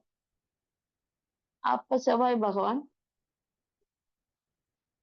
சராசரி பலனையே தருவார். அதாவது நன்மையும் இல்லாம தீமையும் இல்லாம ஒரு சீரான ஒரு பலனை தந்துருவார். இவர் வந்து அடுத்து பாத்தீங்கன்னா சுப யோகரான சுக்கிரன் வந்து திரிகோண ஸ்தானாதிபதி. 10ஆம் வீட்டுக்கும் சுக்கிரன் தான். தொழில் அந்த லக்கணத்திற்கு எப்படி இருந்தாலும் பரவாயில்ல. ஆனா வந்து சுக்கிரனும் புதனும் வந்து லக்கணத்துக்கு கெடாம இருந்தாங்கன்னா அவருக்கு பிள்ளைகளால பலம் கிடைக்கும். அதுக்காக பிள்ளைகளால பலம் கிடைக்கணும், சுக்கிரன் நல்லா இருக்கணும். இந்த சுக்கிரன் தான் வந்து இவருக்கு வந்து புத்திர பாக்கியத்தையோ அல்லது புத்திர தடையோ செய்யக்கூடியவர் இந்த சுக்கிர பகவான். சனிக்கு அடுத்தது நடப்பார்க்கிறவர் புத பகவான். இவர் வந்து 6, 9 கூடியவர். வாக்கியத்திற்குரியவராகவும் கடன், பகை, நோய் காட்டக்கூடியவராகவும் இருக்கிறார். இங்க புதன் திசை நடக்கும் பொழுது ஏன்னா வந்து 6ஆம் வீடா ஆயிடுது. அப்ப வந்து ஒரு பாதி சிரமத்தையும் 9ஆம் வீடு ஆகும்போது ஒரு பாதி நல்பலனையும் இவர் கொடுப்பாரு. முக்கால்வாசி சுபபலன் தரக்கூடியவரா இருக்கிறார். இவர் புதன் 6ஆம் வீடுங்கிறதுனால இந்த மகர லக்னக்காரருக்கோ அல்லது மகர ராசிக்காரருக்கோ மூச்சு பிரச்சனை, அப்ப மூச்சு பிரச்சனை, தோல் வியாதி வரும் வாய்ப்புண்டு. இங்க புதன் பாக்கியாதிபதி வேற. அவரு வந்து என்ன சொல்லுவார், தகப்பனார், பூர்வீக உறவுகளை காட்டும், தீர்த்த யாத்திரை, பங்காளி வர்க்கம், இங்க இருந்து உயர்கல்வி வரக்கூடிய இடமாவும், வெளிநாடு சென்று படித்து வருவது, படிப்பினால் ஆதாயம் பெறுவது, பித்திருக்கள் வாங்கக்கூடிய இடம், இவையெல்லாம் வந்து இந்த 9ஆம் பாகவத்தின் தன்மைகளை வந்து புதன் பகவான் தருவார். புதன் திசா வந்து நல்லாவே இருக்கும். அடுத்து பாத்தீங்கன்னா களத்திராதிபதி சந்திரன், அதாவது மகரத்துக்கு 7 கூடியவர். அவரே வந்து மாரகாதிபதியும் வராரு. அவர் வந்து அதாவது அவர் வந்து களத்திரஸ்தானாதிபதியாகவும் வர்றதுனால இவருக்கு மனைவி வந்து மாரகாதிபதியும் வராங்க. அதாவது கொஞ்சம் பாதகமாகவும் இருக்கும். இவர் தொழில் செய்யற இடங்கள்ல இல்ல இவர் உத்தியோகம் செய்யற இடங்கள்ல வந்து அத கூட வேலை செய்யறவங்க கிட்ட பகைமை பகைமையான ஒரு விஷயம் நடந்துருச்சுன்னா அவர் அந்த இடத்துல வேலை செய்ய முடியாது. சந்திர தசாவுலயோ அல்லது சந்திர தசாவிலயோ சந்திர புத்தியிலயோ அந்த வேலை செய்யற இடத்துல அந்த கூட்டாளிகள் வேலை செய்யும் இடத்துல இருக்கிற கூட்டாளிகளால பிரச்சனை வரும்போது அவரை அந்த வேலையை வந்து இழக்கக்கூடிய நேரமாவும் இருக்கலாம். அதாவது சனி தசா, சந்திர புத்தி, சந்திர தசா, சனி புத்தி இந்த மாதிரி காலகட்டங்கள்ல அவருக்கு அது போல ஒரு சில விஷயங்கள் அந்த மகர லக்னக்காரங்களுக்கு நடக்கக்கூடிய வாய்ப்பு இருக்கு. அடுத்து பாத்தீங்கன்னா அட்டமாதிபதியாவும் ஆயுள் ஸ்தானாதிபதியும் வர சூரிய பகவான் மகர லக்னத்துக்கு ரொம்ப நல்லது செய்வாரு அப்படிங்கிற மாதிரி சொல்லவே முடியாது. பெரிய யோகங்களை தர மாட்டாரு. அவர் உட்கார்ந்துருக்கிற இடத்த பொறுத்தும் இருக்கு. அடுத்து வந்து ஒரு சில ஜோதிட நூல்கள் வந்து அட்டமாதிபத்திய யோகம் வந்து சூரிய சந்திரன் செய்ய மாட்டாருன்னு சொன்னது. அட்டமாதிபத்திய யோகம்னா அது வந்து திடீர் பண வரவாவும் எடுத்துக்கலாம், திடீர் நஷ்டமாவும் எடுத்துக்கலாம். நஷ்டம்ங்கும் போது நம்ம யோகம்னு எடுத்துக்க மாட்டோம். அப்புறம் வந்து ஜோதிட ஆராய்ச்சி செய்வாங்க.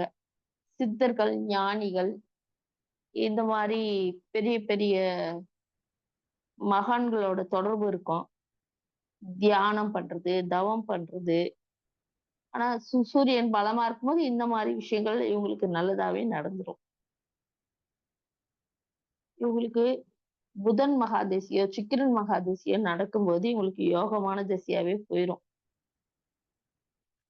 அடுத்து வந்து செவ்வாய் மகாதிசை எடுத்துக்கிட்டீங்கன்னா அது நல்லாதான் இருந்தாலும் கூட அது பாதகாதிபதின்றத நம்ம வந்து மனசுல வச்சுக்கணும்.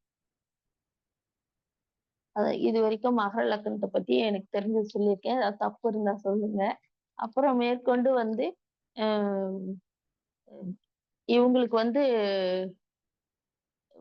எப்படி சொல்றது, குரு சுக்கிரன் புதன் சுக்கிரன் பலமா இருக்கணும். மேற்கொண்டு வந்து மற்ற கிரகங்கள் வந்து இப்போ குரு வந்து 6, 8 3, 6, 8ல இருந்து அது மாதிரி 12ல இருந்து மறைஞ்சிட்டா ரொம்ப நல்ல பலனை தருவாரு. இவங்க கொஞ்சம் நாவடக்க முடியவர்களா இருந்தா நல்லா இருக்கும். அதிகமா பேசுவாங்க. பேசுறதுனாலயும் இவங்களுக்கு ஒரு சில பிரச்சனைகள் வரும் அப்படின்னு சொல்லிட்டு நானு இதோட முடிச்சுக்கிறேன். நன்றி.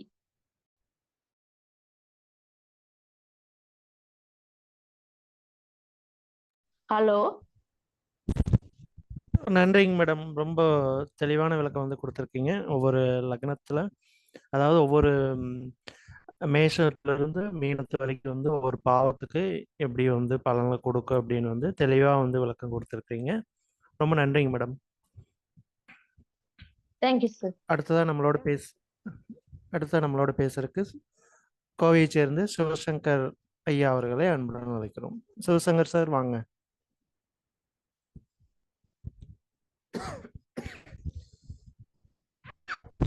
சிவசங்கர் சார்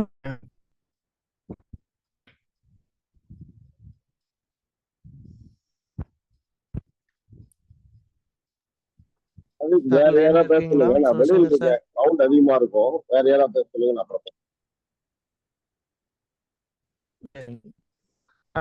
கேக்குதா?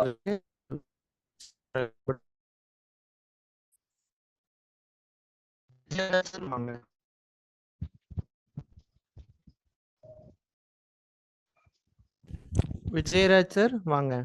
வணக்கம் சார். வணக்கம் சார். வணக்கங்க.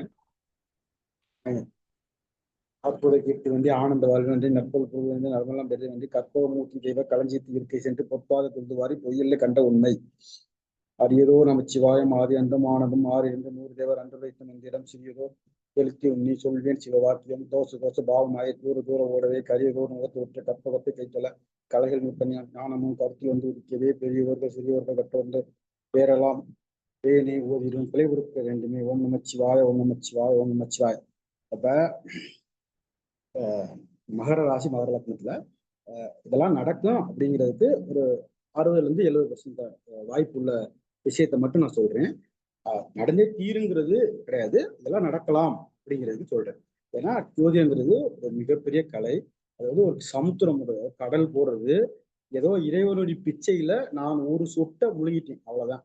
எனக்கு கிடைச்ச அந்த ஒரு சொட்டு, அந்த கடலுங்கிற சமுத்திரத்துல ஒரு சொட்டு என் வாயில விழுந்துருச்சு.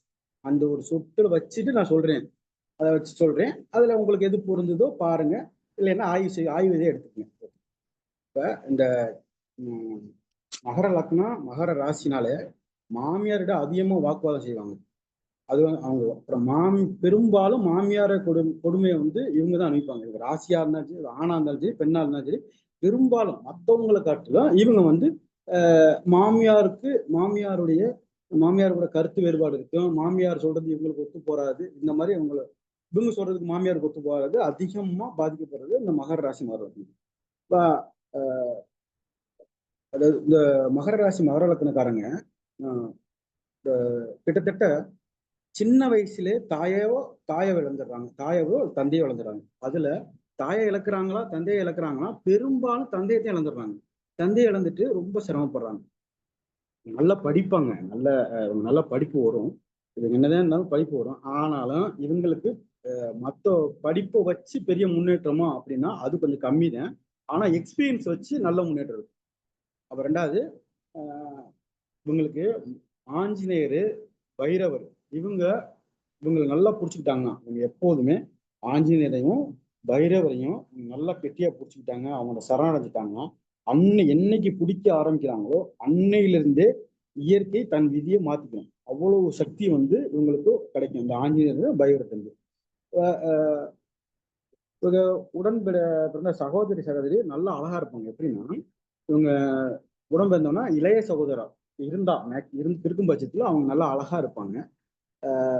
இவங்க தந்தை வந்து பணம் சம்பந்தமாவோ இல்ல சுக்கிரன் காரகம் சம்பந்தமாவோ கம்பல்சரி ஒரு ஏமாற்றத்தை சந்திக்கிறார்.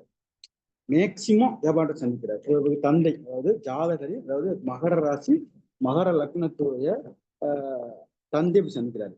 அப்புறம் அவங்க தாய்மாவங்க நல்ல அண்டர்ஸ்டாண்டிங் இருந்தாலும், இந்த விவரம் தெரிய வயசுலேயே ஒரு அண்டர்ஸ்டாண்டிங் இருந்தாலும், அவங்க தாய்மாமன் தந்தை என்ன செய்யக்கிறாரோ அந்த தந்தை நிறைய உதவி செய்வார்ல, அந்த பொறுப்பை மீறி தாய்மாமன் நல்லா செய்யறாரு.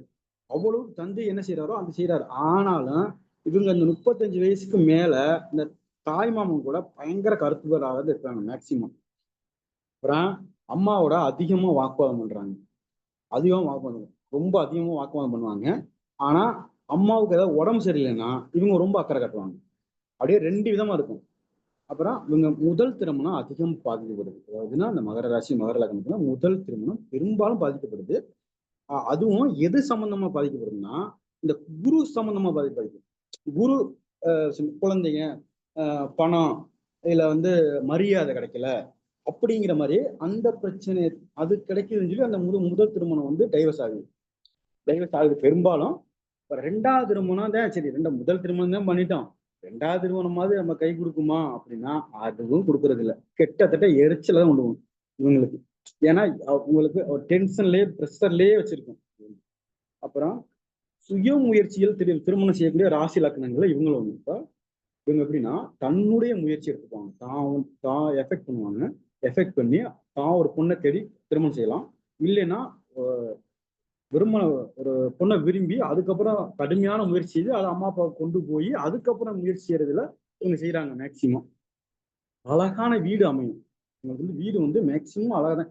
வீடு கட்டவே மாட்டாங்க, கட்டினாலும் நல்ல வீடா கட்டணும்னு நினைப்பாங்க. அதுவும் லக்ஸுரியா இருக்கணும், பாக்குறதுக்கு டிசைனா இருக்கணும், 4 பேர் பார்த்து புகழ்ற அளவுக்கு இருக்கணும், அப்படி வீடு இவங்க கட்டுறாங்க. அது இன்னும் எந்த அளவுக்கு வீடு கட்டுவாங்கிறது சுக்கிரனுடைய தனிப்பட்ட சூரியன் சுக்கிரனுடைய தனிப்பட்ட விஷயத்தை எடுத்துதான் பண்ணணும், பார்க்கணும். அப்புறம் தொழில்ல இவங்க நேர்மையா இருக்கணும்னு நினைக்கிறாங்க. வந்து ரொம்ப தொழில வந்து நான் நேர்மையா இருக்கணும், நேர்மையாவே தொழில் செய்யணும் அப்படின்னு நினைக்கிறாங்க. ஆனா தொழில் செய்து கொஞ்ச நாள் தான். ஆனா கொஞ்ச நாள் ஆக ஆக இவங்க தொய்வு பண்ணிடுறாங்க. அதாவது இல்ல நம்ம இப்படி எல்லாம் பண்ணணும்னா நம்ம வந்து பொருளாதாரத்தை இழந்துருவோம், நம்ம பணம் சம்பாதிக்க முடியாதுன்னு சொல்லி அதர்ம வழியை போறாங்க.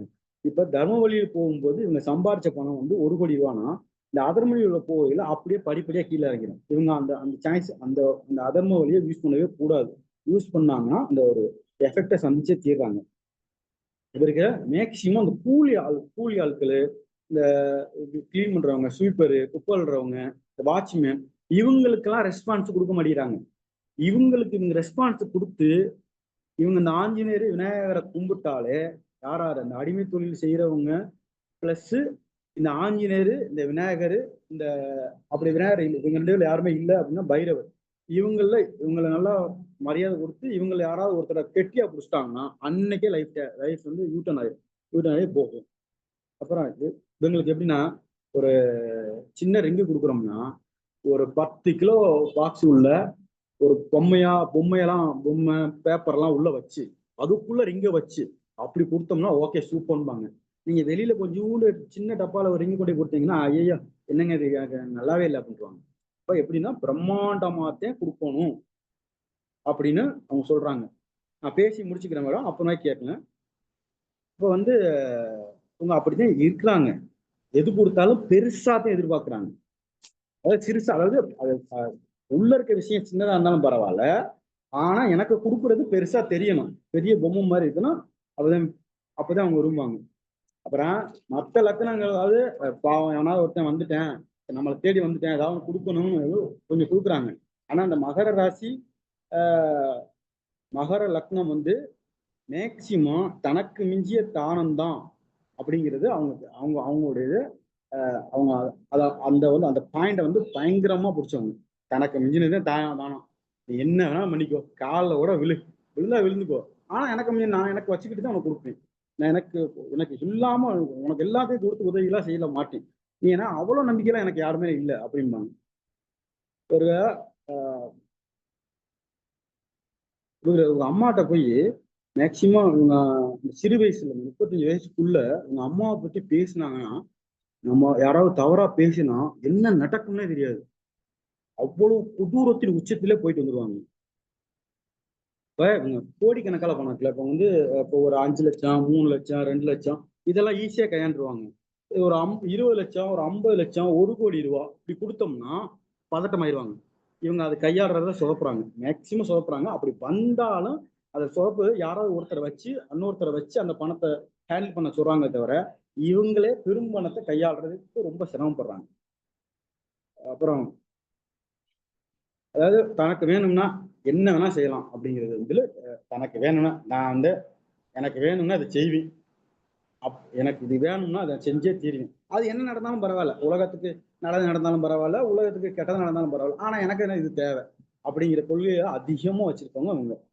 அப்புறம் பணம், அழகு, அதிகாரம் இதெல்லாம் கிடைக்கணும் அப்படின்னா தர்மத்தை தூக்கி போட்டு மிதிக்க கூட தயங்க மாட்டாங்க.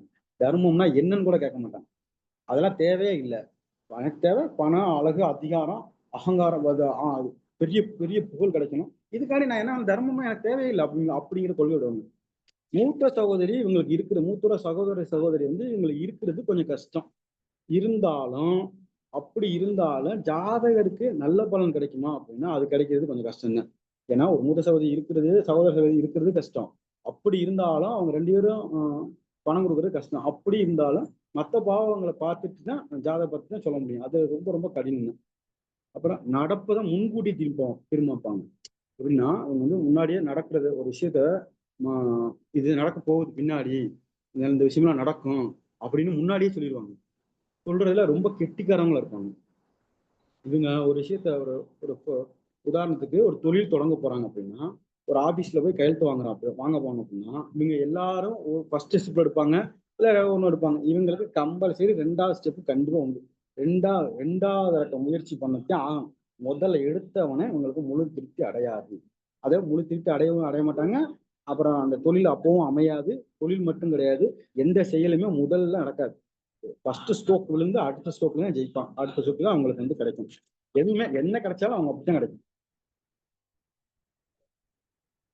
இவங்க வந்து யாரு கூட ரொம்ப அட்டாச்சா இருந்தா கொஞ்சம் தப்பிச்சுக்கலாம் அப்படின்னா இவங்க இயற்கையில இந்த புனர்பூசம், விசாகம், பூரட்டாதி இவங்க வந்து இந்த ராசிக்காரங்க வந்து லக்னக்காரங்க சரி, இவங்க இந்த புனர்பூசம், விசாகம், பூரட்டாதி நட்சத்திரத்தை மட்டும் கொஞ்சம் கெட்டியா புடிச்சிட்டாங்க அப்படின்னா அவங்க கூட கெட்டியா புடிச்சிட்டாங்கன்னா அவர் நல்லா கிடைக்கும். அதாவது நண்பர்களை பொறுத்தளவுல.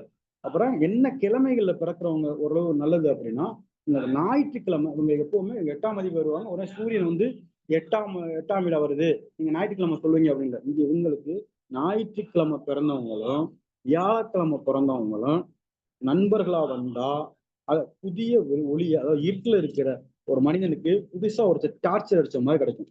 அப்படி ஒரு லைஃப்பை வந்து அவங்க கொடுப்பாங்க. இதுல ரொம்ப ரொம்ப முக்கியமான விஷயம் என்னன்னா, முதல்ல இந்த நண்பர்களை கரெக்டா வச்சுக்கிட்டு, அதுக்கப்புறம் அந்த ஆஞ்சநேயர், அப்புறம் விநாயக பெருமான், அப்படி இல்லைன்னா ஆஞ்சநேயரோ விநாயக பெருமானோ, அப்படி இல்லைன்னா பைரவர், மூவர்ல யாராவது ஒருத்தரை வலுவா புடிச்சுக்கிட்டு அவங்களுக்கு சரணடையணும். சரணடைஞ்சிட்டு இந்த அடிமை தொழில் செய்யற, அதாவது கூலி வேலை செய்யற, அன்றாட கூலியில அழுக்கு ட்ரெஸ் போட்டு இருக்கிறாங்கல்ல, அவங்க அழுக்கு உடை உடுத்துற அவங்களுக்கு நல்ல மரியாதை கொடுத்தா நிச்சயமா முன்னேற்றம் உண்டு. அவ்வளோ என் பாயிண்ட் முடிஞ்சு. நீங்க யாரும் பேசுறவங்க பேசுங்க, சொல்லுங்க. என்ன மேடம் டவுட் கேட்டீங்க, கேளுங்க மேடம். சார் டவுட்லாம் கேட்கல.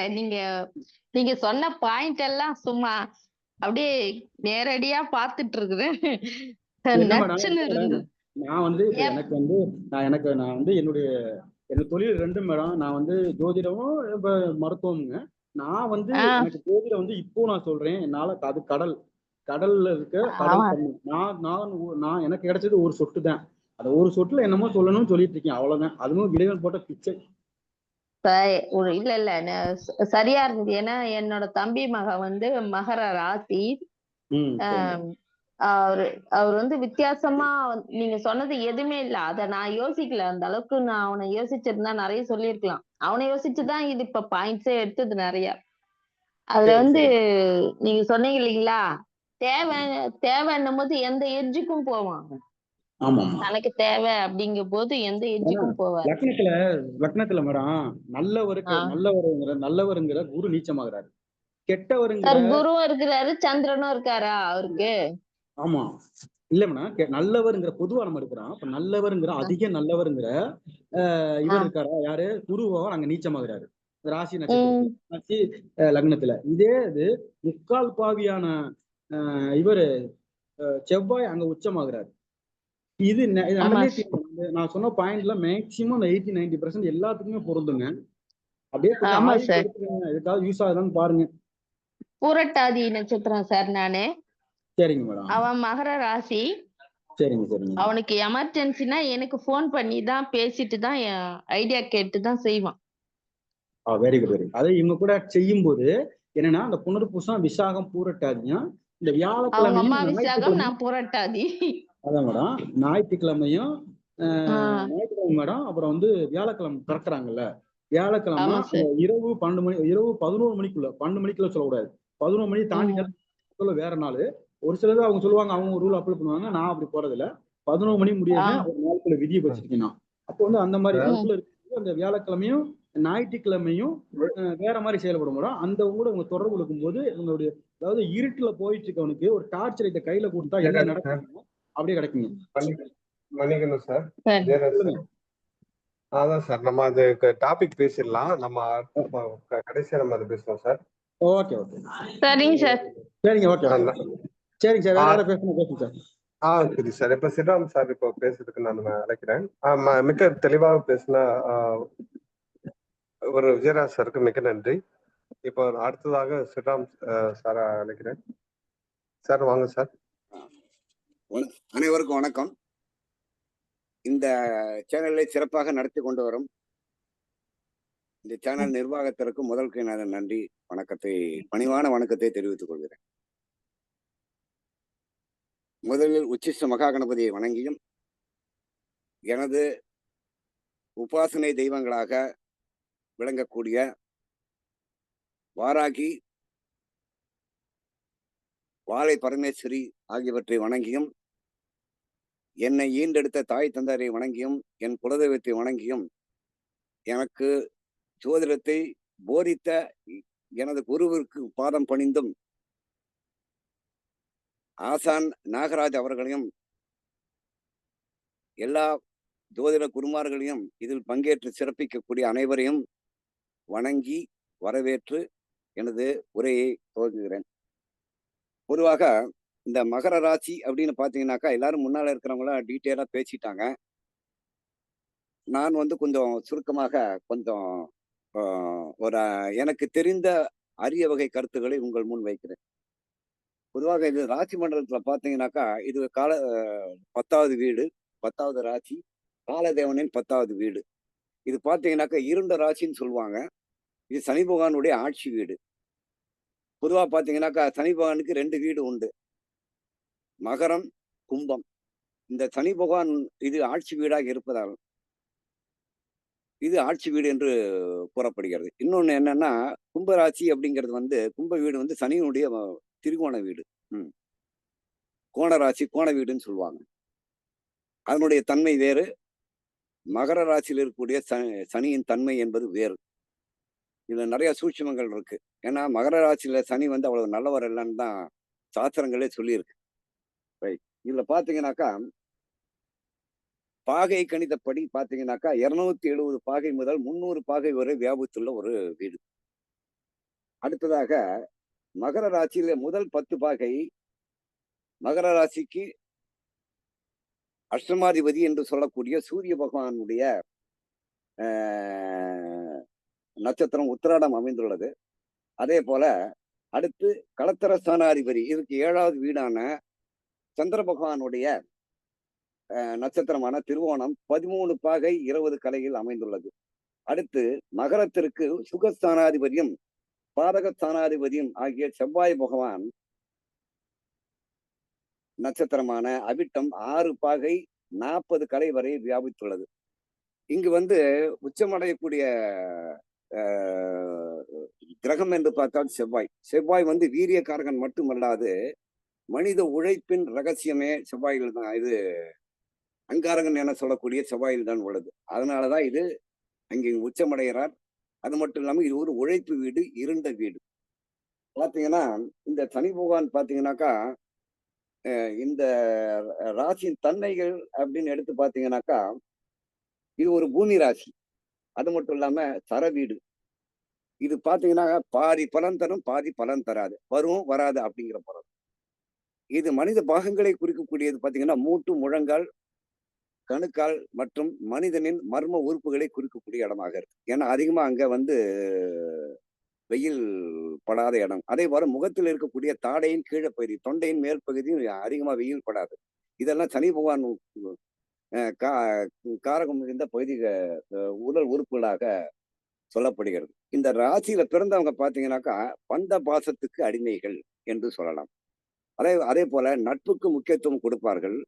ஒரு இடத்துல பிடிக்கல அப்படின்னாக்கா விலகிடுவாங்க. இவங்களுக்கு இரட்டை குணம் இருக்கும். அதாவது சோம்பேறியாவும் இருப்பாங்க, அதே நேரத்தில் சுறுசுறுப்பாகவும் இருப்பாங்க.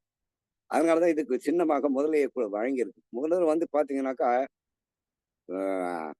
இருக்கிற இடம் தெரியாம அமைதியா பார்த்துட்டு இருக்கும், உத்து உத்து பார்க்கும், டக்குன்னு வந்தவன பிடிச்சிடும். அப்போ அது சுறுசுறுப்பு. அப்ப இரட்டை குணம் உள்ள ஒரு வீடாக இது கருதப்படுகிறது. இவங்களுக்கு எந்த இது சொன்னாலும் டக்குன்னு புரிஞ்சுக்குவாங்க. கற்பூர புத்தின்னு சொல்லுவாங்க. ஆனா புரிஞ்சுக்குவாங்க. ஆனா இவங்களுடைய குணாம்சம்னு பாத்தீங்கன்னாக்கா எல்லாம் தெரியும் இவங்களுக்கு. ஆனா எதுவும் தெரியாத போலதான் அவங்க முகபாவனையே இருக்கும். இவங்க ஒன்றும் தெரியல போல இருக்குன்னு நினைச்சு பண்ணா அது நம்ம முட்டாளாயிடும். அந்த மாதிரியான குணம் உள்ளவர்கள். இது பாத்தீங்கன்னாக்கா குடிசை பதிகளை குறிக்கும், தனித்த இடங்களை குறிக்கும், மருத்துவமனையை குறிக்கும், சுடுகாடு மயான பூமிகளை குறிக்கும், சிறைகளை குறிக்கும், ஜெயிலை குறிக்கும், மார்ச்சுவரி பிணங்களை அடுக்கி வைக்கக்கூடிய பிண அறைகளை குறிக்கும், மாற்று தொழுவத்தை குறிக்கும், குகையை குறிக்கும், இருண்ட பகுதிகளை குறிக்கும், குழிகளை குறிக்கும், தாழ்வான வீடுகளை குறிக்கும், குப்பை மேடுகளை குறிக்கும். இது ஒரு பெண் ராசி என்று சொல்லலாம்.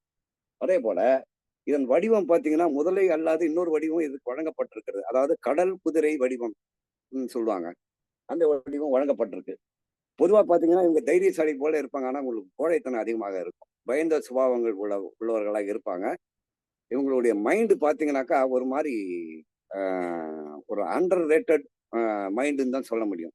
அதாவது அவ்வளவு தீட்சிணமான மனம் படைத்தவர்கள் என்று சொல்ல முடியும். அதே போல இவங்களுக்கு தற்பெருமை பேசக்கூடியவர்கள். இவருடைய எதிர்குணம் நான் யார் தெரியுமா அப்படின்னு எல்லாம் பேசக்கூடியவர். அதே போல சுயநலம் மிக்கவர்கள் என்று சொல்லலாம். இவர்களுக்கு பாத்தீங்கன்னாக்கா போகத்தில் அதிக நாட்டம் இருக்கும். அதை செயல்படுத்துவர்களா என்பதை அவருடைய சுயஜாதகம் தான் பேர். அதிகாலை பொழுது இந்த ராசி குறிக்கும். மாதங்களில் இது தை மாதத்தை குறிக்கும். அதே போல தட்சிணாயனம், உத்தராயணம் மாறக்கூடிய நாட்கள் இங்கதான் வந்து சூரியன் பிரவேசம் அடையும் போது அயனங்கள் மாறும். தட்சிணாயனம், உத்தராயணம். அதே போல இது இரட்டை ராசின்னு சொல்றாங்க. அதே போல இது வந்து கடல் பகுதியை குறிக்கும். அதே போல கடல் பகுதியை ஒட்டி உள்ள சேத்து நில, சதுப்பு நில பகுதிகளை குறிக்கும். தனின்னா அழுக்குதான். அதே போல இந்த சேற்று நிலத்தை குறிக்கும். அதே போல தொழிற்சாலைகள் நிரம்பிய பகுதி என்று சொல்லக்கூடிய இண்டஸ்ட்ரியல் எஸ்டேட்டும் இந்த மகர வீட்டினுடைய தன்மைகளின் கீழ் உள்ள சனி புகானுடைய ஆதிக்கம் நிறைந்த பகுதிகளாக காணப்படுகிறது. காரணம் தொழிற்சாலைகள்ல தொழிலாளர்கள் நிறைய உழைப்பு என்று ஏற்றுக்கலாம். ஆறு, சிற்றாறு அப்படின்னா அது சனி புகானுடைய ஆதிக்கம் நிறைந்தது. ஏரி, குளம், நிலவீடாக இருந்தாலும் நீர் சம்பந்தப்பட்ட இதுவும் இதில் சனி பகவானுடைய ஆதிக்கத்தில் வரும் என்று கூறப்பட்டுள்ளது. மிருக காட்சி சாலை ஜூ அதுவும் இதுக்கு கீழே தான் வரும். கடற்கரை பகுதியும் குறிக்கும், நதிக்கரையை குறிக்கும், குடிசை பகுதிகளை குறிக்கும், சிறைச்சாலையை குறிக்கும், மசூதிகள் நிறைந்த பகுதி. அதே போல தாழ்ந்த பிரதேசங்களை குறிக்கும், காவலர் குடியிருப்பு, போலீஸ் குவார்டர்ஸ் அதுவும் இதுதான் குறிக்கும். இந்த மகர ராசியில பிறந்தவங்க, மகர லக்னத்தில் பிறந்தவங்க பொதுவாக பார்த்தீங்கன்னாக்கா மெலிந்த தேகமாக இருப்பார்கள். கொஞ்சம் அவ்வளவு இதால இருக்க மாட்டாங்க.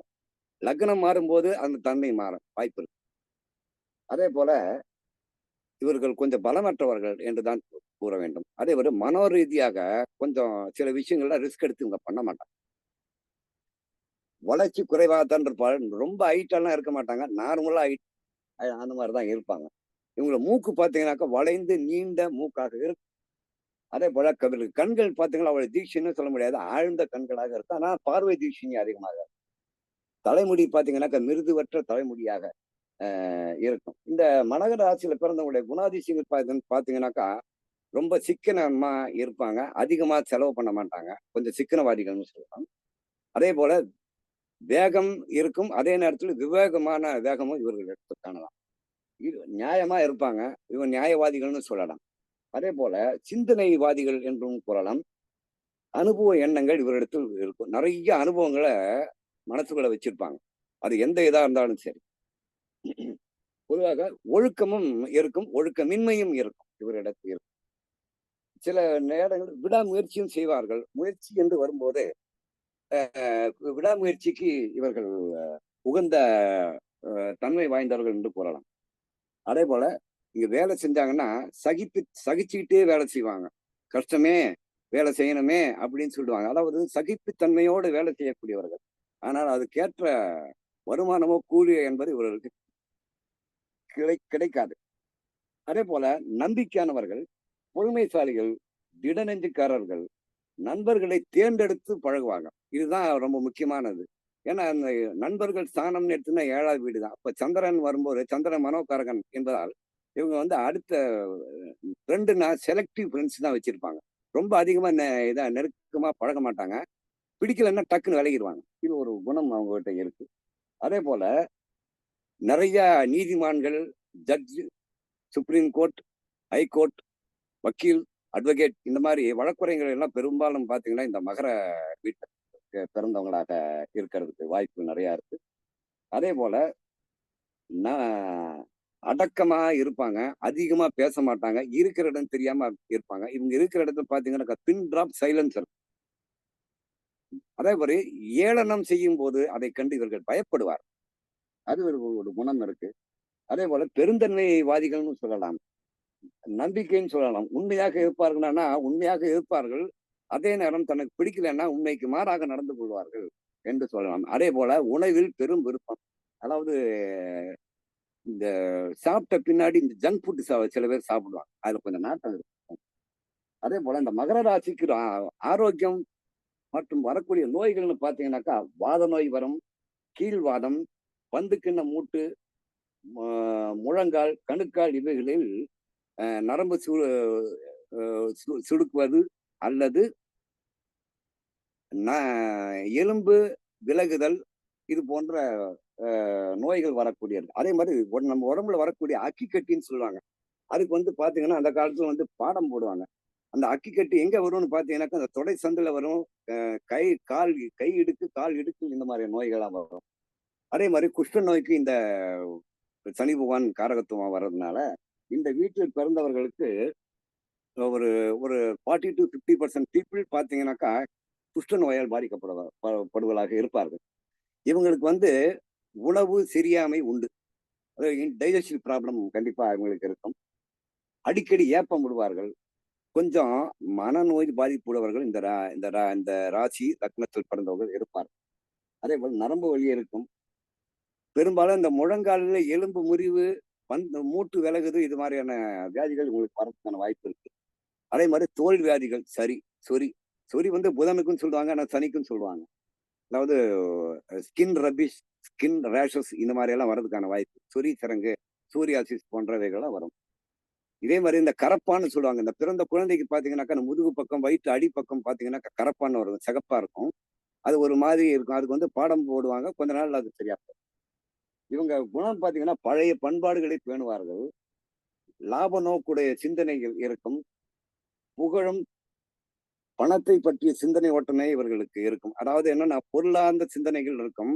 ஆனால் இவர்களை பார்த்தீங்கன்னாக்கா மனதை ஒழுமைப்படுத்தணும் அப்படின்னாக்கா கொஞ்சம் திணறுவாங்க. ஒரு தியானம் இந்த மாதிரி இடத்துல பார்த்தீங்கன்னாக்கா இந்த மகர வீட்டுல பிறந்தவங்க பார்த்தீங்கன்னாக்கா கொஞ்ச நேரம் இருந்துட்டு ஆனா ஒண்ணும் தெரியாத மாதிரி பேசாம உட்காந்துருக்காங்கன்னா தியானம் இவங்களுக்கு வராது. ஏன்னா கண்ணை மூடினா நிறைய பிரச்சனைகள் தான் வரும் அப்படிங்கிறதுனால இவங்க அதுல ஈடுபட மாட்டாங்க. அதாவது வீண் விரயம் செய்ய மாட்டார்கள். ஓய்வில்லாத உழைப்பாளிகள். அதாவது அன்புடன் இருந்தால் அதை வெளியில காமிச்சிக்க மாட்டாங்க. அது முகபாவனையிலேயே சொல்லிடுவாங்க. அதே போல மனம் எழுச்சி இருக்கான்னா இருக்கு அப்படின்னு சொல்லுவாங்க. எதை செலக்ட் பண்ணாலும் மெதுவாக தேர்ந்தெடுத்து செய்வாங்க. எச்சரிக்கையாக இருப்பார்கள். ஆனா மூர்க்கத்தனம் இவர்களிடத்தில் இல்லை. உண்மையும் இருக்கும், விசுவாசம் இருக்கும், பொய்யும் உரைப்பார்கள் என்று கூறலாம். அதே போல பிறரின் சம்மதத்திற்காக ரொம்ப நேரம் வெயிட் பண்ணுவாங்க. நான் சொல்லிட்டேன், உங்களுடைய சம்மதம் என்ன, உங்களுடைய ஒப்பீனியன் என்னன்னு சொல்லிட்டு வெயிட் பண்ணிட்டு இருப்பாங்க. இது வந்து தர வீடு, கொஞ்சம் இது நிலத்தத்துவ வீடுன்னு சொல்லலாம். தெற்கு திசையை குறிக்கக்கூடியது என்று சொல்லலாம். வாதத்துக்கும் சொல்லலாம். வெளிர் சிகப்பு நிறம் சொல்லலாம். குணம் பார்த்தீங்கன்னாக்கா தாமச குணம், முக்குணம்னு சொல்லுவாங்க. அதுல வந்து தாமச குணத்து வீடு இது. இன்னொன்னு பாத்தீங்கன்னாக்கா இது சொல்றது கொஞ்சம் இதா இருக்கு, எல்லாரும் மன்னிக்கணும். வண்ணான், அதாவது டோபி வாஷ் பண்றாங்க இல்லையா, அவங்களோட வண்ணான்துறை, வண்ணாரப்பேட்டை இந்த மாதிரி இடத்துல எல்லாம் வந்து இவங்க இருப்பாங்க. ஏன்னா அழுக்கு துணியை வந்து வாஷ் பண்றது, வாஷர் மேன். மெட்ராஸ்ல வாஷர் மேன் பேட்டுன்னு ஒரு இடமே இருக்கு, வண்ணாரப்பேட்டைன்னு ஒரு இடம் இருக்கு. அதே மாதிரி திருநெல்வேலியிலும் இருக்கு. இந்த 2 இடங்களும் பாத்தீங்கன்னாக்கா மகர வீட்டினுடைய தன்மைகள் ஆதிக்கம் நிறைந்த பகுதிகளாக கருதப்படுகின்றன. அடுத்ததாக பாத்தீங்கன்னாக்கா உணவு விடுதி, உணவு பொருட்கள் வைக்கும் இடம், உர வியாபாரம், எண்ணெய் தொழில் பாத்தீங்கன்னாக்கா இந்த மாதிரி ஒரு உணவு விடுதி, ஹோட்டல் நடத்துறது, ஹோட்டல் இண்டஸ்ட்ரி, ஃபுட் இண்டஸ்ட்ரி, உணவுப் பொருட்கள், உர வியாபாரம், எண்ணெய் வியாபாரம், சுரங்க தொழில். இப்போ நான் அண்டர் கிரவுண்ட்ல வேலை செய்யறவங்கலாம் இவங்கெல்லாம் வந்து நிலக்கரி சுரங்கம், இந்த பாதாள சாக்கடை கிளீன் பண்றது, இதெல்லாம் பாத்தீங்கன்னாக்கா இந்த சனி பகவானுடைய தொழில்காரகத்துக்கு வருது. அதே போல திரவ பொருட்கள் விற்பனை, கழிவு பொருட்கள் விற்பனை, தோல் வியாபாரம், பெட்ரோல் பங்க் வேலை, இரும்பு வியாபாரம், பழைய இரும்பு வியாபாரம், விவசாய தொழில், கட்டிட வேலை, மர வியாபாரம், மண் வியாபாரம், கடினமான வேலைகள், அதே போல கீழ்மட்ட பணிகள் செய்து கூலி. இவங்க இத்தனை வேலை செய்யும் போது இவங்களுடைய சம்பளம்னு பாத்தீங்கன்னாக்கா ரொம்ப குறைச்சலா தான் இருக்கும். அதிகமா இவங்களுக்கு கொடுக்க மாட்டாங்க. ஏன்னா ஜோதிட சாஸ்திரத்திலே சொல்லியிருக்கு, நீச்ச தொழில்கள் அப்படின்னு சொல்லுவாங்க. அந்த மாதிரி வேலைகளை செய்யக்கூடியவர்களாக இருப்பதால் இவர்களுக்கு வந்து கூலி அதிகமாக கொடுக்க மாட்டாங்க.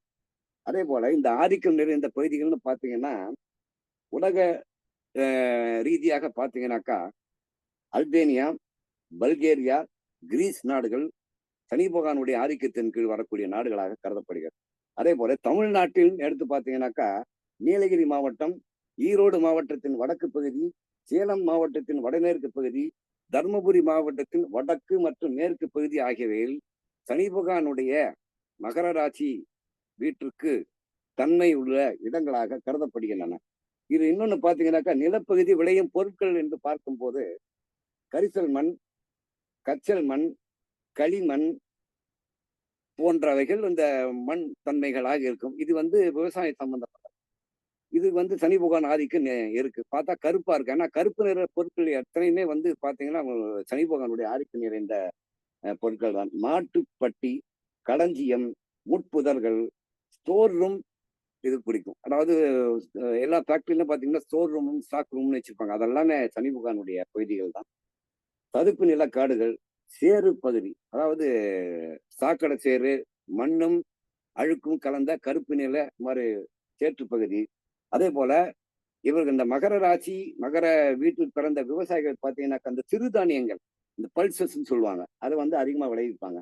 ஆமணக்கு, எள், கடுகு, கனி தரும் மரங்கள், பச்சை தானியங்கள், கரும்பு, நெல், கடலை, கேழ்வரகு போன்ற இதெல்லாம் வருவாங்க.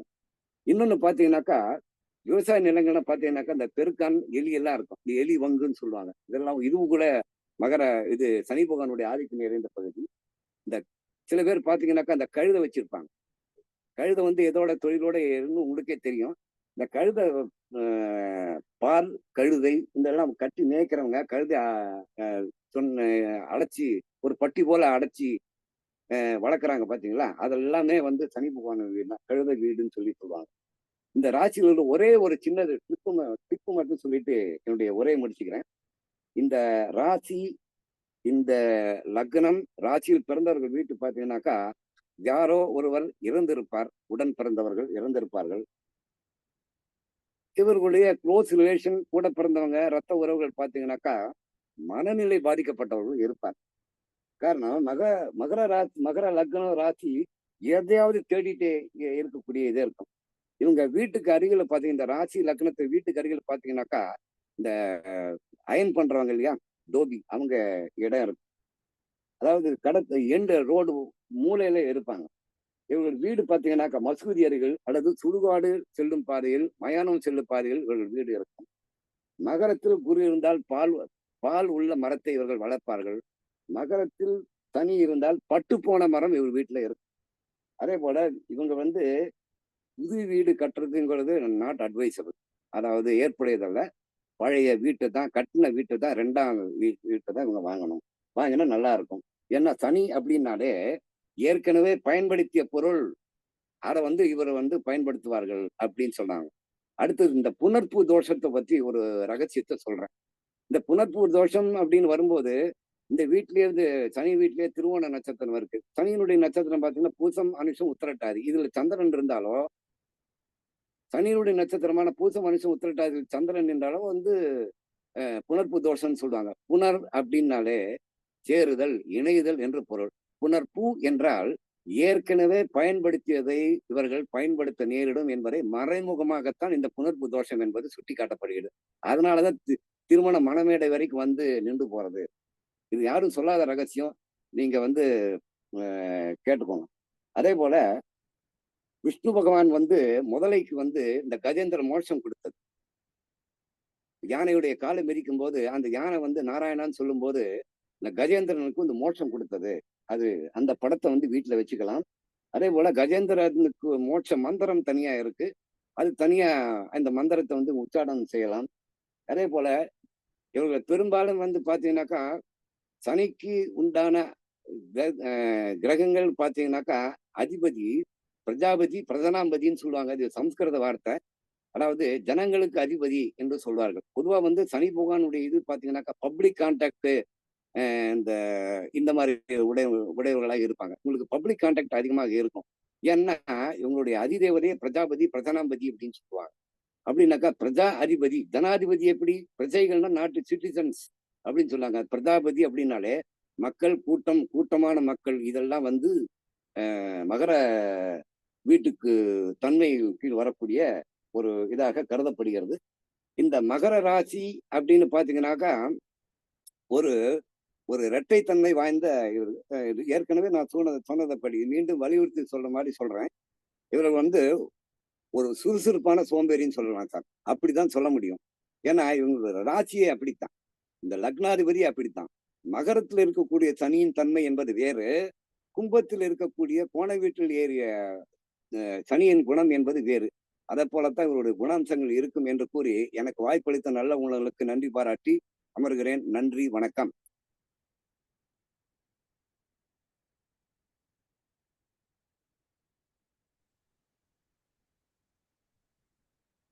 ஹலோ.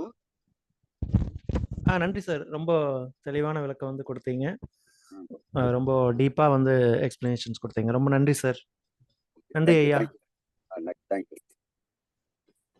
அடுத்ததா சிவசங்கர் சார் அவர்களை அன்புடன் அழைக்கிறோம். சார் வாங்க. சிவசங்கர் சார். தேங்க்யூ சதீஷ். ஜோதிட அன்பர்களுக்கும் நண்பர்களுக்கும் வணக்கம். மேக்சிமம் எல்லாமே எனக்கு முன்னாடி பேசின நண்பர்கள் எல்லாத்தையும் சொல்லிட்டாங்க. தலைப்போட்டுன்னு சில கருத்துக்கள் ஷார்ட் அண்ட் ஸ்வீட்டா நான் சொல்றேன்.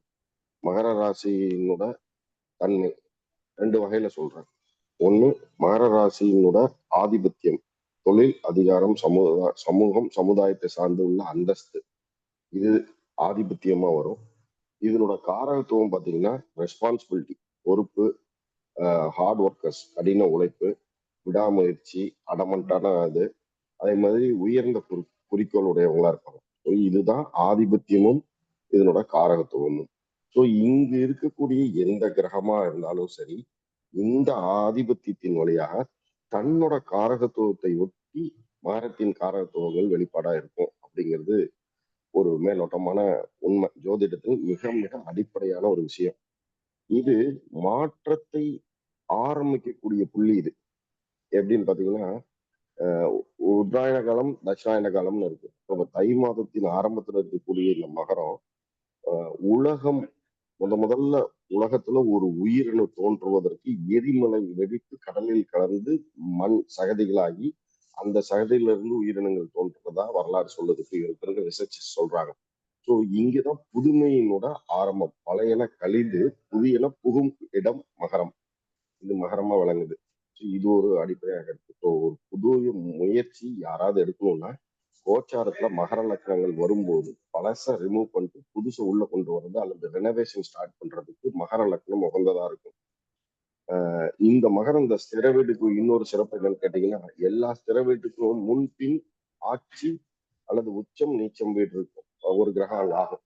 இந்த மகர லக்னத்துக்கு முன்பின் வீடான தனுசுலையோ கும்பத்திலேயோ எந்த கிரகமும் நீச்சம் ஆகிறது இல்லை, உச்சம் ஆகிறது இல்லை. ஸோ இது வந்து ஒரு தனி சிறப்பு. ஏன்னா முன்பின் பாவகங்கள் அந்த பாவத்தை ரிஃப்ளெக்ட் பண்ணும்.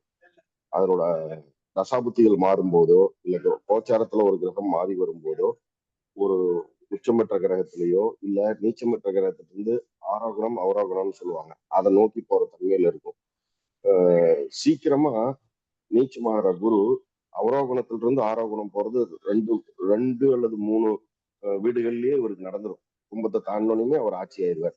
ஸோ அங்க அவருக்கு வந்து அவரோகணத்தை நோக்கி திருப்பியும் அவரோகணத்திலேயே இருப்பார். கடகத்து வரணும், உச்சத்தை நோக்கி போயிட்டே இருப்பார். இது ஒரு அதனால இங்க வந்து குரு இருக்கிறதுனால அவங்க படிக்க மாட்டாங்க அப்படிங்கிறது கிடையாது. அவங்களுக்கு பிறவிலேயே ஞானம் இருக்கும். அதை டிகர் பண்ற பாயிண்ட் குரு மூவ்மெண்ட் வரும்போது நடக்கும். டிகரிங் பாயிண்ட். அப்ப அவங்க புதுசா செயல்படும் போது குருவோட தயவுல தான் அதை செயல்படுவாங்க. இது ஒரு உன்னதமான பாயிண்ட். சனியின் காரகத்துவத்தை நிறைய சொல்லிட்டீங்க. ஆனா இந்த வீட்டுல எந்த கிரகம் வந்து இருக்கோ அதனோட காரகத்துவம் சனியோட வீட்டின் ஆதிபத்தியத்தின் வழியாகத்தான் நடக்கும். ஒண்ணு தொழில் வழியா நடக்கும், அல்லது அதிகார ரீதியா நடக்கும், பொதுமக்கள் அல்லது சமுதாய அந்தஸ்தின் ரீதியாக தான் நல்லது கெட்டது ரெண்டுமே இருக்கும். அது சூரியனுக்கு நவகிரகங்கள்ல எந்த கிரகம் இருந்தாலும் சனி இந்த வீட்டின் அதிபதியா இருக்கிறதுனால அவருக்கும் அவரோட காரகத்துவமான ஒரு கடின உழைப்பு, விடாமுயற்சியின் வழியாக ஒவ்வொரு செயலும் அடிப்படையான செயல் இருக்கும். ஸோ இதை அடிப்படையா வச்சு சொல்லிடலாம். மேற்கொண்டு இவங்க சொன்னது அத்தனையும் வேல்யூவேட்டட் பாயிண்டாவே வந்தாலும் பேசிக்கா தசாபுத்தின்னு நினைக்கும் போது அவரோட கேள்வி, மகரத்துல ஒரு கிரகம் இருந்து அந்த கிரகம் தசாபுத்தி நடக்கும் போது அவர் கேட்கிற கேள்வி அனைத்தும் இந்த மகர வீட்டின் ஆதிபத்தியை சார்ந்ததாகவோ அல்லது அங்கு இருக்கும் கிரகத்தின் காரகத்துவத்தின் வழியான கேள்வியாக மட்டும்தான் 100க்கு 100% இருக்கும். இதை தாண்டி ஒரு கேள்வி கேட்க மாட்டாங்க. இது என்னோட அனுபவத்தின் ரீதியா நான் சொல்றேன். இதுல இன்னொரு சூட்சமத்தையும் சொல்லிடுறேன். எல்லா கிரகமும் சூரியனோட வட்ட பாதையில சுற்றி வரும். இந்த மகர வீட்டில் இருக்கிற அதிபதி 7ஆம் அதிபதியான சந்திரன் இந்த உச்ச நீச்சத்துக்கு இன்னொன்னு சொல்லிடுறேன். உச்சமா இருக்க கடகத்துல உச்சமாகக்கூடிய கிரகத்தின் முதுகுன்னு சொல்லக்கூடிய ஜூபிட்டர் குருவோட முதுகத்தான் மகரத்தில் இருக்கிற கிரகங்கள் பார்க்கும். அங்கே சந்திரன் இருந்தா மட்டும்தான், ஏன்னா சந்திரன் மட்டும்தான் தன்னைத்தானே சுத்திக்கிட்டு வட்டப்பாதையும் சுத்துறவர். அவரு மட்டும்தான் இன்முகமும் காமிப்பார், பின்முகமும் காமிப்பார். ஸோ அதனாலதான் புணர்வு தோஷம் ஏற்படுகிறது. அவங்க எங்க இருந்தாலும் 2 முகத்தையும் பார்த்துருவாங்க. அவங்களோட முன்முகமும் தெரிஞ்சிடும், பின்முகமும் தெரிஞ்சிடும். புணர்வாகிறதுக்கான ஒரிஜினல் ரீசன் இதுதான். Scientifically I am saying. So இதெல்லாம் டெக்னிக்கலா வாழ்வியல் இன்னைக்கு இருக்கிற மாடர்ன் சயின்ஸோட ஒப்பிட்டு பார்க்கும்போது 100% ட்ரூத் ஆகுது. இங்க சூரியனும் புதனும் நிபுணத்துவம் பெறும்போது புதுமை இனோவேஷனை கொண்டு வராங்க. இங்க நிபுணத்துவ யோகம் சூரியன் புதன் எங்க சேர்ந்திருந்தாலும் நடக்கும். அது அதிகபட்சமா மேஷத்துலயும் கண்ணிலையும் நடக்கும். ஏன்னா அங்க 2 பேரும் உச்சமாவாங்க. ஆனா அதுக்கு அடுத்தது 3வது நிலையில இருக்கக்கூடியது மகரம். இங்கே புதன் சூரியன் இணைவு பெற்றிருந்தார்கள்னா இவங்க இனோவேஷன், புதுமை, பழச இது இனிமேல் இது யூஸ் பண்ண வேண்டாம், இதுக்கப்புறம் இதுதான் இனிமேல் யூஸ் பண்ணுவாங்க அப்படிங்கிற மாதிரியான ஒரு அமைப்பை கொடுக்கக்கூடிய அமைப்பு. 2வது பார்க்கடல் கரையும் போது சில வேத நூல்கள் வெளியில வந்த இடமும் மகரம் தான். இதனால இது ஒரு பாடசாலையாகவும் கருதப்படுது. ராகுவும் கேதுவும் இங்கதான் பாடம் கத்துக்கிட்டாங்க, கடகத்திலயும் மகரத்திலயும். ஸோ அதனாலதான் இங்க அவங்க பெரிய கெடுதல் செய்ய மாட்டாங்கன்னு ராம் முன்னாடி சொல்லும்போது சொன்னாங்க. ஸோ அது என்ன காரணத்தினால அவங்க கெடுதல் செய்ய மாட்டாங்க மகரத்தில் இருக்கிற ராகு கேது, கடகத்தில் இருக்கிற ராகு கேதுன்னா காரணம் அவங்களோட ஸ்கூல், அவங்களோட வேத பாடசாலையாக இந்த 2 வீடுகளும் அறியப்படுகிறது. இதன் வழியிலேயே அடிப்படை ஜோதிடத்தின் வழியிலேயே நம்ம ஈஸியா ஒரு ஒரு ஜாதகம் நம்மகிட்ட வருது. அவங்க மகரத்துல ஒரு கிரகம் இருக்கு, அவங்க ஒரு கேள்வி கேட்கிறாங்க அப்படின்னா அந்த கேள்வியினோட காரகத்துவம் இந்த வீட்டை சார்ந்த ஆதிபத்தியத்தின் வழியாகத்தான் இருக்குன்னு மீண்டும் ஒரு பதிவு பண்ணிக்கிறேன். Satish, over to you. Thank you friends.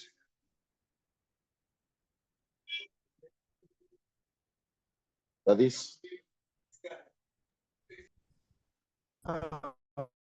Sir, தெளிவான விளக்கம் வந்து கொடுத்தீங்க, ரொம்ப நன்றிங்க.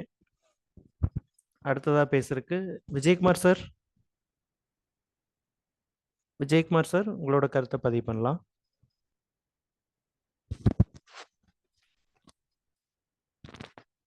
ஓகே, ஒரு இல்லையா இருக்கு.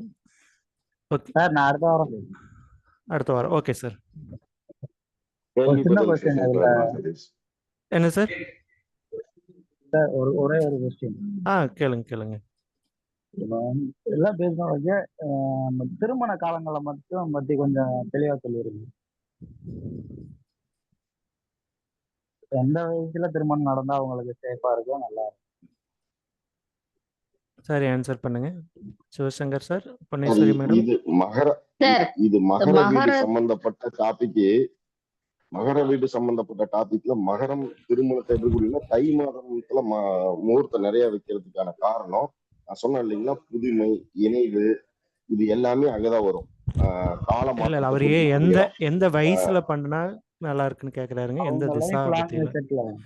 எந்த திசாபுத்தியில பண்ணா நல்லா இருக்குன்னு கேக்குறாரு. பாருங்க, இங்க வந்து ராகு திசையில தான் உங்களுக்கு கல்யாணம் ஆக போகுது. காரணம் கேட்டீங்கன்னா, நீங்க வந்து சூரிய திசையில பிறந்திருந்தாலும் 7 வருடத்துல அதுல 1.5 வருடம் அந்த பக்கம் போயிடும். இங்க 5.5 வருடம் தான் இருக்கும். அடுத்தது 10 வருஷம் சந்திர திசை, 15.5 வயசு. அதுக்கப்புறம் அடுத்தது செவ்வாய். சோ அவங்க திருமணத்துக்கு எலிஜிபிலிட்டி ஆகக்கூடிய வயசு எல்லாமே ராகு தசை தான் 100% நடந்துட்டு இருக்கும். அது பாத்தீங்கன்னா நீங்க முழுசா எடுத்துட்டீங்கன்னா உத்திராடம் 2ஆம் பாதத்துல பிறந்திருந்தாலும் கூட 5.5 வருஷம், இது ஒரு 10, அது ஒரு 7, 22. அப்போ அடுத்து வரக்கூடிய 17 வருஷம், 22 இருந்து 40 வயசுக்குள்ள, 23 இருந்து 40 வயசுக்குள்ளதான் அவங்களுக்கு திருமணம்ங்கிற அந்த பந்தம் நடக்க போகுது. அப்ப ராகுதசை நடக்கும்போது தான் நடக்கும். ஒண்ணு காலப்பகைன்னு சொல்லக்கூடிய ராகுதசை புதன் புத்தியை மட்டும் தவிர்த்துட்டு அவங்க போலாம் மேரேஜ்.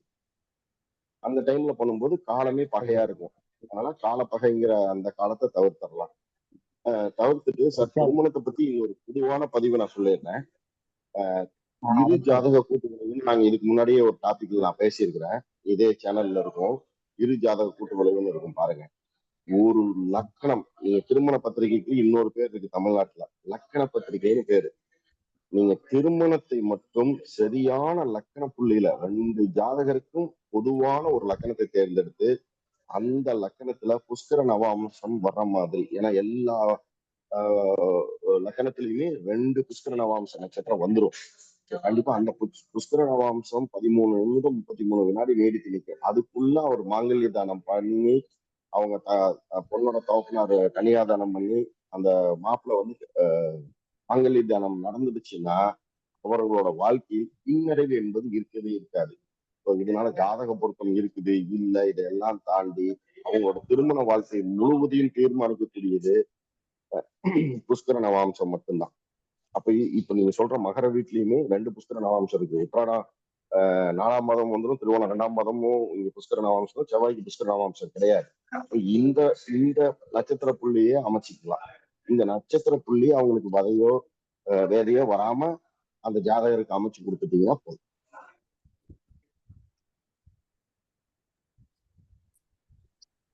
ஹலோ, பொதுவா வந்து ஐயா பேசலாமா ஐயா? அதாவது வந்து பொதுவாவே வந்து இவங்களுக்கு திருமண வாழ்க்கைன்றது வந்து அவ்வளவு சிறப்பா இல்ல. காரணம் என்னன்னா 7ஆம் வீடே வந்து மாரகாதிபதியாவும் வர்றதுனால அவங்களே வந்து அது தன்னோட நண்பர்கள், உறவினர்கள் மற்றும் வந்து களத்துல கணவனும் அல்லது மனைவியோ வந்து இவங்களுக்கு பாதகத்தை செஞ்சு கஷ்டத்தை கொடுக்கறவங்களா தான் இருக்கிறாங்க. அதாவது வந்து வெறும் 5% கீழே தான் மேடம் நீங்க சொல்ற பாயிண்ட் எடுபடும். ஆனா திருப்பி சொல்றேன், இந்த பொதுவான பலன் ஒரு பொதுவான பலன் இரு ஜாதக கூட்டு விலையில அடிபட்டு போயிடும். திருமணம் நடத்தக்கூடிய அந்த காலகட்டமும் அந்த திருமணம் அதாவது மாங்கல்ய தானம் நடக்கக்கூடிய அந்த நட்சத்திர பாதம் இருக்கு இல்லையா, அது புஷ்கர நவாம்சத்தில் இருக்கும்போது நீங்க மகர ராசி கடக லக்னமாவோ இல்ல மகர ராசி கடக ராசியே அமைச்சாலுமே கூட இங்க சனி நின்று சந்திரன் நின்று ஆட்சி பெற்ற நிலையில அமைச்சாலும் கூட புணர்வு வேலை செய்யாது. நீங்க பொருத்தமே இல்லாத 2 ஜாதகம், நீங்க ரெண்டு பேரும் பொருத்தம் இல்லாத நான் ஜாதகத்தை ஒரு 25 ஜாதகத்தை என்னால தர முடியும். அவங்க 25 ஜாதகமும் சுத்தமா பொருத்தமே இல்லை. நீங்க சொல்ற என்னென்ன அமைப்போட 10 பொருத்தத்துக்கு 10 பொருத்தம் இல்லாத ஜாதகம், வதை வேதையா இருக்கிற ஜாதகம். ஆனா அவங்க திருமணம் நடந்த நேரத்துல அந்த லக்னம் தான் திருமண வாழ்க்கை. ஒரு சம்பவம் நடக்கும்போது ஒரு ஜாதகம் பிறக்கிறதுங்க மேடம். ஒரு சம்பவம் நடக்கும்போது ஒரு ஜாதகம் பிறக்கிறது. அந்த ஜாதகம் தான் அவங்க வாழ்நாள் முழுவதும் பேசணும். தவிர இவங்க ஜாதகம் அங்க அடிபட்டு போயிடும். நீங்க திருமணங்கிற ஒரு எடுத்துட்டீங்கன்னா ஒரு சம்பவம் எடுத்துங்க, புதுசா அவங்க ஜனனம் எடுத்த மாதிரி சொல்றீங்க. அதுதான் நான் சம்பவம்னு சொல்லிட்டேன். எனி சம்பவம், அது ஜனனம் மரணம் வாட்டவர், அந்த சம்பவத்தை நினைக்கக்கூடியது. அந்த சம்பவம் நடந்துட்டு இருக்கிற அந்த லக்கண புள்ளியில் இருந்துதான் அந்த சம்பவத்தை, அங்கதான் கர்மா வருது. ஏன்னா இவருங்க ஆத்மான்னு நம்ம சொல்லும் போது சூரியன் வருவார், கர்மான்னு சொல்லும் போது சனி வந்துருவார். மகரத்தின் கர்மா குடும்ப சங்கிலி தொடரின் அமைப்புல வர்றதுனால அந்த கர்ம சங்கிலி தொடர் இருக்கும். முன்ஜென்மம் பின்ஜென்மம் தொடர்பு இருக்கும். அந்த முன்ஜென்மம் பின்ஜென்மம் தொடருக்கு தான் சொன்னேன். மகர வீட்டுக்கு முந்தின வீட்லயும் பிந்தின வீட்லயும் தான் முன்ஜென்மம் பின்ஜென்மத்துக்கு பார்ப்போம். அதாவது அடுத்த ஜென்மத்துக்கு முந்தின வீட்டையும் முந்தின ஜென்மத்துக்கு தனுசு வீட்டையும் பார்க்கணும். அங்க எந்த கிரகமும் உச்சமாவதும் இல்லை நீச்சமாவதும் இல்லை. அதனால மகரத்துக்கு இது ஒரு தனி சிறப்புன்னு சொன்னேன். ஓகே சார், ஓகே, நன்றி சார். வேற ஏதாவது டவுட் இருந்தா கேளுங்க, நான் சொல்றேன். அனைவருக்கும் வணக்கம். ஓகே சார், அனைவருக்கும் வணக்கம். இன்னைக்கு நம்ம பார்க்க போற தலைப்புங்க மகர வீட்டின் பலன்களை பத்தி வந்து பார்க்க போறோங்க. அதற்கு முன்னாடி விநாயகர் ஸ்துதி. 5 கரத்தனை யானை முகத்தனை இந்தின் இளம்பரை போலும் ஏற்றினை நந்தி மகந்தனை நாணக்குழந்தனை புந்தியில் வைத்தடி போற்றுகின்றேனே. ஆத்தாலே எங்கள் அபிராம வள்ளியே, அண்டமெல்லாம் பூத்தாலே, மாதுளம்பூ நிறத்தாலே, புவியடங்க காத்தாலே, அங்குச பாசாங்குசமும் கரும்பும் வில்லும் சேர்த்தாலே, முக்கண்ணியை தொழுவார்க்கு ஒரு தீங்கில்லையே.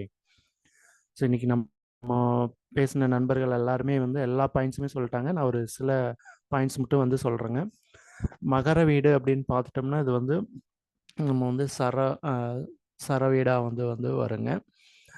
அதே மாதிரி பார்த்தோம்னா இது வந்து நிலத்தத்துவத்தில் வந்து சொல்லுவோம். இது வந்து கடலுக்கு நீர்க்குதிரை அப்படின்னு வந்து சொல்லுவாங்க. நீர்க்குதிரை அப்படின்னு பார்த்தோம்னா இவங்க வந்து ஒரு லைஃபே பார்த்தீங்கன்னா தண்ணியில் மிதக்கிற மாதிரி தான் இவங்களோட லைஃப் வந்து இருக்குது. மகர லக்னம் மகர ராசிக்காக இருக்குது.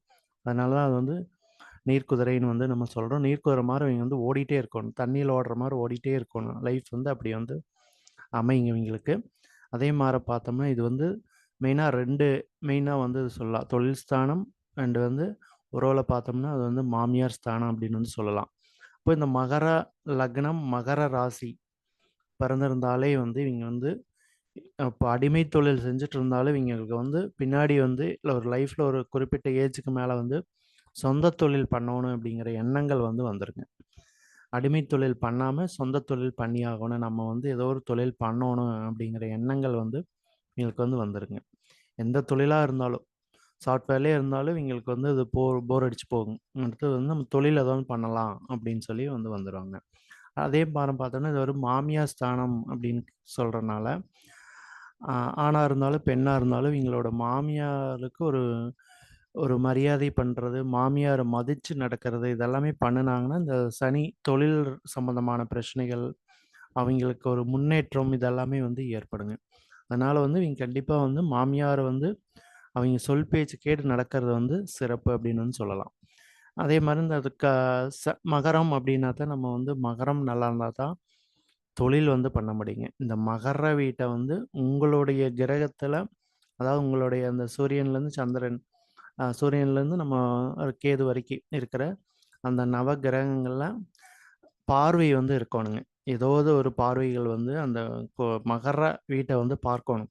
அப்படி இருந்தா மட்டும் தான் அவைங்க வந்து சொந்த தொழில் அமைப்பு வந்து அவைங்களுக்கு வந்து ஏற்படுங்க. இல்ல அப்படின்னா, அந்த மகர வீட்ல ஏதோ ஒரு கிரகம் வந்து இருக்கணும்.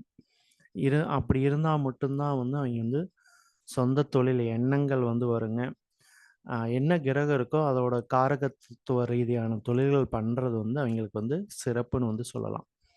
இதில பார்த்தோம்னா 3 நட்சத்திரங்கள் வந்து வருங்க.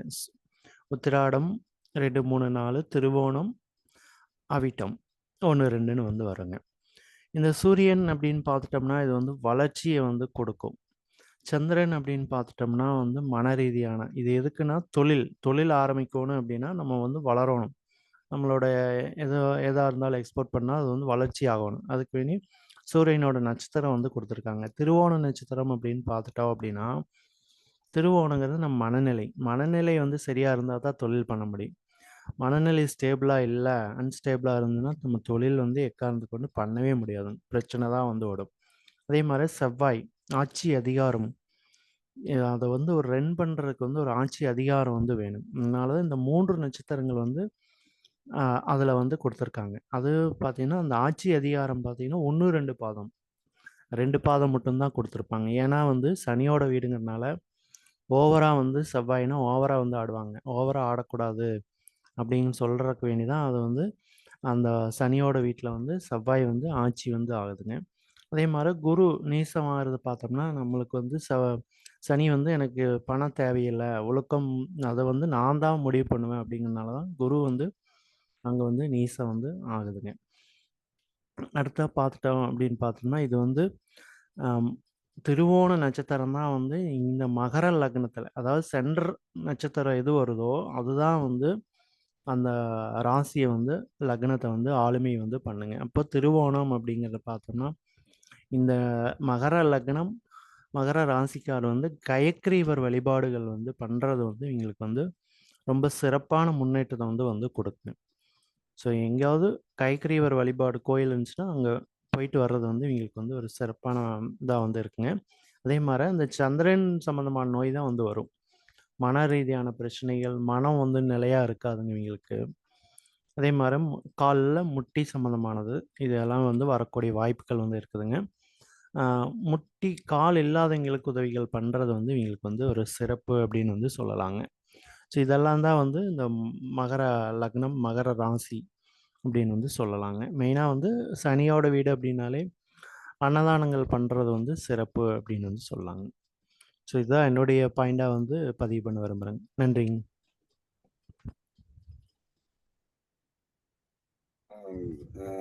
Ramkumar, Satheesh, okay sir. சதீஷ் ஒரு முடிச்சுக்கலாம். சின்ன ஒண்ணு விடுபட்டு போனது. Okay sir. பேசுங்க. அதாவது இந்த மகர ராசியில வந்து சூரியனுடைய 2, 3, 4 பாதங்களும், திருவோணம் 4 சந்திரனுடைய நட்சத்திரமான திருவோணம் பாதங்களும், செவ்வாயினுடைய நட்சத்திரம் 1, 2 பாதங்களும் அதுல இருக்கு. இதுல உத்திராட 4ஆம் பாதமும், திருவோணம் 1ஆம் பாதமும் இணையக்கூடிய இடத்துல தான் அபிஜித் நட்சத்திரம்ங்கிறது இருக்குன்னு சொல்லி பல ஏடுகள்ல அபிஜித் நட்சத்திரம் அப்படின்னு சொல்லுவாங்க. அது அபிஜித் வேலை என்பது வேறு, அபிஜித் நட்சத்திரம் என்று சொல்வார்கள். இது ஒரு ரகசியம் என்ன அப்படின்னாக்கா, மொத்த நட்சத்திரங்கள் 28 தான். மீதி நட்சத்திரங்கள் வானில் இருக்கு, அது கூட்டம் கூட்டமா இருக்கு. அதை தான் வந்து ராசி மண்டலத்துல வந்து வான் மண்டலத்துல நம்ம 12 ராசியை பிரிச்சிருக்கிறாங்க. ஆனா அந்த அபிஜித் நட்சத்திரம் வந்து புழக்கத்துல இல்ல. அதுக்குன்னு தனியா இதெல்லாம் கொடுக்கவே இல்லை. எந்த கிரகமும் கொடுக்கல. மகாவிஷ்ணு பிரபஞ்ச நாயகன் மகாவிஷ்ணு என்ன பண்ணான்னா அதை வந்து ஸ்வீகாரம் பண்ணிட்டாரு, எடுத்துக்கிட்டாரு. இதுக்கு ஒரு வரலாறே இருக்கு. அதாவது சுக்கிர நீதி, சுக்கிரனை பத்தி சொல்லும்போது சுக்கிரனுக்கு விஷ்ணு மகாவிஷ்ணுக்கு அறவே ஆகாது. அப்ப வந்து கேட்கிறாரு, எல்லாத்துக்கும் 3 நட்சத்திரம் கொடுத்தேல, நான் வந்து சாகா வர இருந்தாலும் உயிர்ப்பிக்கிற மந்திரம் உனக்கு கொடுத்துருக்கு அப்படின்னு சொல்லி ஒரு சுட்டி காட்டும்போது அதெல்லாம் கிடையாது, எனக்கு 4 நட்சத்திரம் கொடுன்னு கேட்டுட்டார். தகராறே பண்ணும்போது மகாவிஷ்ணுக்கும் சுக்கராச்சாரியாருக்கும் 2 பேருக்கும் தகராறு வருது. அவங்களுக்கெல்லாம் 3 கொடுத்துருப்பா, எனக்கு 4 கொடு, அபிஜித்தாண்ட கொடுன்னு சொல்லி கேட்கும்போது உனக்கு அதெல்லாம் தர முடியாது அப்படின்னு சொல்லிட்டு சாபம் போட்டா ஒரு பரணி என்னும் துருவ நட்சத்திரமாக சபித்து விட்டார் என்ற ஒரு புராண கதை வரலாறும் இருக்கு. அதனால அபிஜித் நட்சத்திர வேளையில் பிரம்மா விஷ்ணு மகேஸ்வரனை நினைத்து வழிபடுவதும், அப்படி வழிபடும் போது சுக்கிரனுடைய காரகத்துவங்கள் அவங்களுக்கு தானாகவே இயங்க ஆரம்பிக்கும் என்பது அனுபவபூர்வமான உண்மை என்ற ஒரு சின்ன கருத்தை உங்களுக்கு வச்சு என்னுடைய கருத்தை முடிச்சுக்கிறேன். இது சொல்ல மறந்தது, அதனால விட்டு போனதுங்கிறதுனால சொல்றேன். நன்றி, நன்றி வணக்கம். நன்றி ஐயா. நன்றி ஐயா. ஐயா இதைத்தான் நான் சொல்லணும்னு சொல்லிட்டு கேட்டேன். இப்போ அதனாலதான் அபிஜித் நட்சத்திரம் டெய்லி காலையில 11:50 இருந்து மதியம் 12:20 வரையில இருக்கும். புதன்கிழமை மட்டும் அது இருக்காது. புதன்கிழமை மட்டும் அபிஜித் நட்சத்திரத்துக்கு நேரம் கிடையாது. ஓகே, அதற்கான காரணம் அதான் அவர் சொன்னாரு, புதனுக்குரிய பெருமாளுக்கு அவருக்கு ஆகாது, அதனால அந்த அன்னைக்கு மட்டும் அவர் ஸ்வீகாரம் பண்ணிட்டாரு.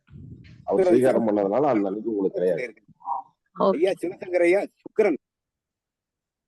சுக்கிரன் தாங்க சொன்னாரு. சுக்கிரனுக்கும் மகாவிஷ்ணுக்கும் அறவே ஆகாது. புதனே நாராயண ஸ்வரூபம் சொல்லக்கூடிய புதன் நாராயணன் பிரபஞ்சம் அப்படின்னு போயிடும், ஜோதிடன் அப்படின்னு போயிடும். ஆனா சுக்கிரன் பாத்தீங்கன்னாக்கா மகாவிஷ்ணுக்கு எதிர்பட்டுக்கிறாங்க. காரணம் அவருடைய அம்மாவை வந்து இவர் வெட்டி கொண்டு வர்றாரு. அதனாலே அந்த இவருக்கு பிடிக்கல. அதனால ஒவ்வொரு அவதாரத்திலையும் சுக்கிரன் வந்து மகாவிஷ்ணுக்கு எதிராக அரக்கர்களை தூண்டி விட்டு, நீ தசாவதாரத்துல எடுத்து பாத்தீங்கன்னா கூட இப்ப கமண்டலத்தை கூட 1-2 உள்ள பானநாடுதான் சுக்கிரனுக்கு பெருமாள் என்ன பண்றாரு, தர்பப்புள்ள குத்தும் போது இவருக்கு ஒரு கண்ணு போயிடுது. இது அதனாலதான் வந்து கண்ணுக்கு காரகத்துவமாக சுக்கிரனையும் வைத்திருக்கிறார்கள் என்று ஒரு செய்தி உண்டுங்க ஐயா. சரிங்களா ஐயா? புதன்கிழமை சுக்கிரவாரம் வரும் ஐயா. புதன்கிழமை சுக்கிரவாரம் வரும். அதுதான் நான் சொல்ல வரோம். 12-1. ஐயா ஓகே, நன்றி.